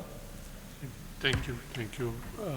سر ایک اور آپ لوگوں کو information دے دوں کہ جو ISSP کے یہ اسٹینڈرڈ ہیں, یہ ہمارے نیبرنگ کنٹریز میں یا دوسرے جورسڈکشن میں کیسے ان کا ہو رہا ہے, یہ امپورٹنٹ انفارمیشن ہے. تو انڈیا کے اندر جو ہے وہ ان کی بائی مارکیٹ کیپٹلائزیشن 1000 کمپنیز کے اوپر مینڈیٹڈ ہے 1000 کمپنیز کے اوپر بائی مارکیٹ کیپٹلائزیشن جو لارجسٹ ہیں ان کے اوپر آلریڈی مینڈیٹ ہو گیا ہوا ہے یہ, ٹھیک ہے. آسٹریلیا ISSP کے اسٹینڈرڈس کی کنسلٹیشن جس طرح سے ہم لوگ کر رہے ہیں وہاں بھی ہو رہا ہے, اور اسی طریقے سے سائز آف کمپنیز کے کانٹیکس میں کنسلٹیشن ہو رہی ہے. UK ہیز اناؤنسڈ سملرلی کہ جی وہ بائی جولائی 24 جو ہے وہ اس کے اوپر بھی ایک کنکریٹ ان کی بھی چیز آ جائے گی, but they are also going towards ISSP standards. Hong Kong, Singapore بھی اسی طرف جا رہے ہیں, کوریا بھی اسی طرف جا رہے ہیں, کینیڈا. سو بہت ساری جورسڈکشنز جو ہیں وہ جس طریقے سے ہم لوگ یہ کنسلٹیشن کر رہے ہیں, کیونکہ یہ اسٹینڈرڈ ابھی جولائی میں آئے ہیں, تو وہاں بھی اسی طریقے سے کنسلٹیشن اور انہی کمپوزیشن سائزز جس طرح سے ہم بتا رہے ہیں by asset based and by turnover based ہر جگہ جو ہے وہ پرومیننٹلی نظر آ رہا ہے ہم لوگوں کو. تو وہ سائز آف دا کمپنیز جو ہے وہ امپیکٹ کی وجہ سے آپ آ رہی ہے, وہ سائز کی طرف ہی جا رہے ہیں. اسلام یو ایکچولی دیکھیں, the best thing to learn something is to by doing it. So جب تک ایکچولی اس میں you start doing and preparing reports within the requirements and the framework of S1 and S2, we will not, so timeline of 1 year, 2 year, 3 year, we will always be struggling until and unless we actually have a situation that we have to start doing it in terms of the reporting of it. Ek mera ye khayal hai, I think yes, I think there is a lot of weight in the argument ke ye we are now to 2023 towards the end of the year, اور اس میں ایک entirely extensive standard کے اوپر report کرنا, no matter کہ آپ کے پاس کتنی انفارمیشن اویلیبل ہے یا نہیں ہے, اور پھر رپورٹ کو اسیس کرنا کہ اس پبلک رپورٹنگ کے رزلٹ میں, because whether your competition will be reporting the same way or not, اور وہ انفارمیشن کتنی ایبزارب ہوگی کتنی نہیں ایبزارب ہوگی and all of that. So timing perspective ہو سکتا ہے, but I think we need to take some concrete steps جس سے یہ اسٹیبلش ہو جائے کہ we are working towards it. مطلب جسٹ سیئنگ کہ ہم 2024 کی جگہ اس کو 25 کر دیں گے, 26 کر دیں گے, but what we'll do in between is also important. From 2023 to 2024 what milestones we will achieve that we are ready to report, for example, into 2025. تو یہ ہمیں اگر ہم ٹائمنگ کو سوچ رہے ہیں تو پھر ہمیں یہ سوچنا چاہیے کہ اگر ہم ٹائمنگ کو آگے پیچھے کرتے ہیں because of two facilitate the industry, تو دین ہمیں بیچ میں کوئی مائل اسٹون سیٹ کرنے چاہیے. یہ it should not be open ended کہ ٹھیک ہے سر اس سال تو نہیں ہو سکا اگلے سال ہو جائے گا, ورنہ پھر وہ اگلے سے اگلے سال کیسکیڈ ہوتا جاتا ہے. Thank you. Ji, thank you very much. Thank you. In the opening, I think I mentioned a bit about SCCP. Thank you, ma'am, for coming all the way from Islamabad. I think wonderful discussion ہے جو ساری کی ساری ہم نے اسلام آباد میں بھی کی اور کل بھی کی. کل بلکہ واپسی پہ فاروق صاحب ساتھ یہ بھی ڈسکس کرے تھے, جب کمپنیز ایکٹ آیا تھا لاسٹ ٹائم تو تب بھی ہم نے ایک سیریز آف 5 گھنٹے کے سیشنز لاہور, کراچی, اسلام آباد میں کیے تھے. اور چانس کی بات ہے فاروق صاحب کے ساتھ تب میں ریجن میں تھا, کافی ہینڈ ان ہینڈ ہم نے کام کیا تھا. So we try to cover almost all aspects of the companies act جب وہ آ رہا تھا. فاروق صاحب نے بڑا صحیح بات کہی ہے کہ فرینچ ہے یا جرمن ہے یا چائنیز ہے, کوئی ایلین لینگویج ہے جو ہمارے لیے سیکھنی پڑنی ہے. اس میں کوئی وے آؤٹ شاید نہیں ہے. گیم آف تھرونز کی لینگویج میں اکثر کہتا ہوں the winter is coming. So actually مطلب it is upon us now, the world is watching us. میں آئی کیپ سے نامینیٹڈ ہوں چارٹر اکاؤنٹنٹس ورلڈ وائڈ کے سسٹینیبلٹی گروپ میں بھی, اور اس میں ہم ایوری 3 ویکس مل رہے ہوتے ہیں. So they are people from Ireland, Australia, UK اور سنگاپور, اس طرح کر کے نا 7-8 جورسڈکشنز اس میں ایکٹیولی ہیں. ویسے تو وہاں پہ زیادہ چارٹ اکاؤنٹنٹس کے انسٹیٹیوٹس ہیں دنیا میں. تو جب ہم انہیں بتا رہے ہوتے ہیں ہم نے یہ سیشن کیا, they are actually very happy, اور they see us as one of the people جنہوں نے بہت لیٹ اس کو شاید اسٹارٹ کیا ہے, مگر ہم نے اس کو بڑا کوئکلی پیس اپ کیا ہے. جو SCCP کا ہم نے روڈ میپ بھی ان کو بتایا کہ اس طرح ہمارے ریگولیٹر بنائے, تو ویری ہیپی اور بڑا پرویکٹیولی چیزیں مجھے لگتا ہے چل رہی ہیں. مگر ہم ایز آئی کیپ کیا کر سکتے ہیں, ہم اویئرنیس کریٹ کر سکتے ہیں. ہم آپ لوگ ہمارے اسٹیک ہولڈرز ہیں, انڈسٹری ہیں, آپ لوگوں نے ایک سائڈ آف دا ٹیبل پہ اس کو مینیج کرنا ہے. We are trying our best. ہم آپ کے لیے ریجنل کمیٹیز کو سپورٹ کریں گے. عمران ہیں, فاروق صاحب ہیں, 1-2 اور ہمارے پاس ایکسپرٹ لوگ ہیں, ان سے ہم آپ کے فل ڈے سیشنز کروائیں گے. اور آئی انڈرسٹینڈ کہ اس کے اندر بہت ساری چیزیں آئیں گی, ہر انڈسٹری کے حساب سے چیزیں آئیں گی. یہ جو باتیں ہم سن رہے ہیں کاربن امیشنز اور اس طرح کی جو ساری واٹر امیشنز, اور اپنی انڈیویجولی کل ہم بات کرتے ہیں کہ انڈیویجول لیول پہ امیشنز کتنی ہیں, کس آفس کی کتنی, کچھ بھی نہیں شاید اس اسٹیج پہ پتہ ہوگا. ابھی تو صرف ہمیں ایک وہ ملتا ہے کہ لاہور از one of the polluted city of the world, اور وہ بھی ایک آپ کو بیرومیٹر سے ملتا ہے, جو وہ بھی بیرومیٹر میرا خیال ہے لاہور میں 1-2 جگہ ہی لگا ہوا ہے, اور شاید وہ اس سائڈ پہ جا کے شالم مارکیٹ سائڈ پہ اگر آپ لگائیں تو شاید بیرومیٹر ہی پھٹ جائے یا بہت برا حال ہو جائے. So I think we have a lot to learn here, and we are very thankful that you have come all the way. اور یہ ہے کہ وی ول انشاء اللہ continue engaging with you. Thank you Farooq صاحب.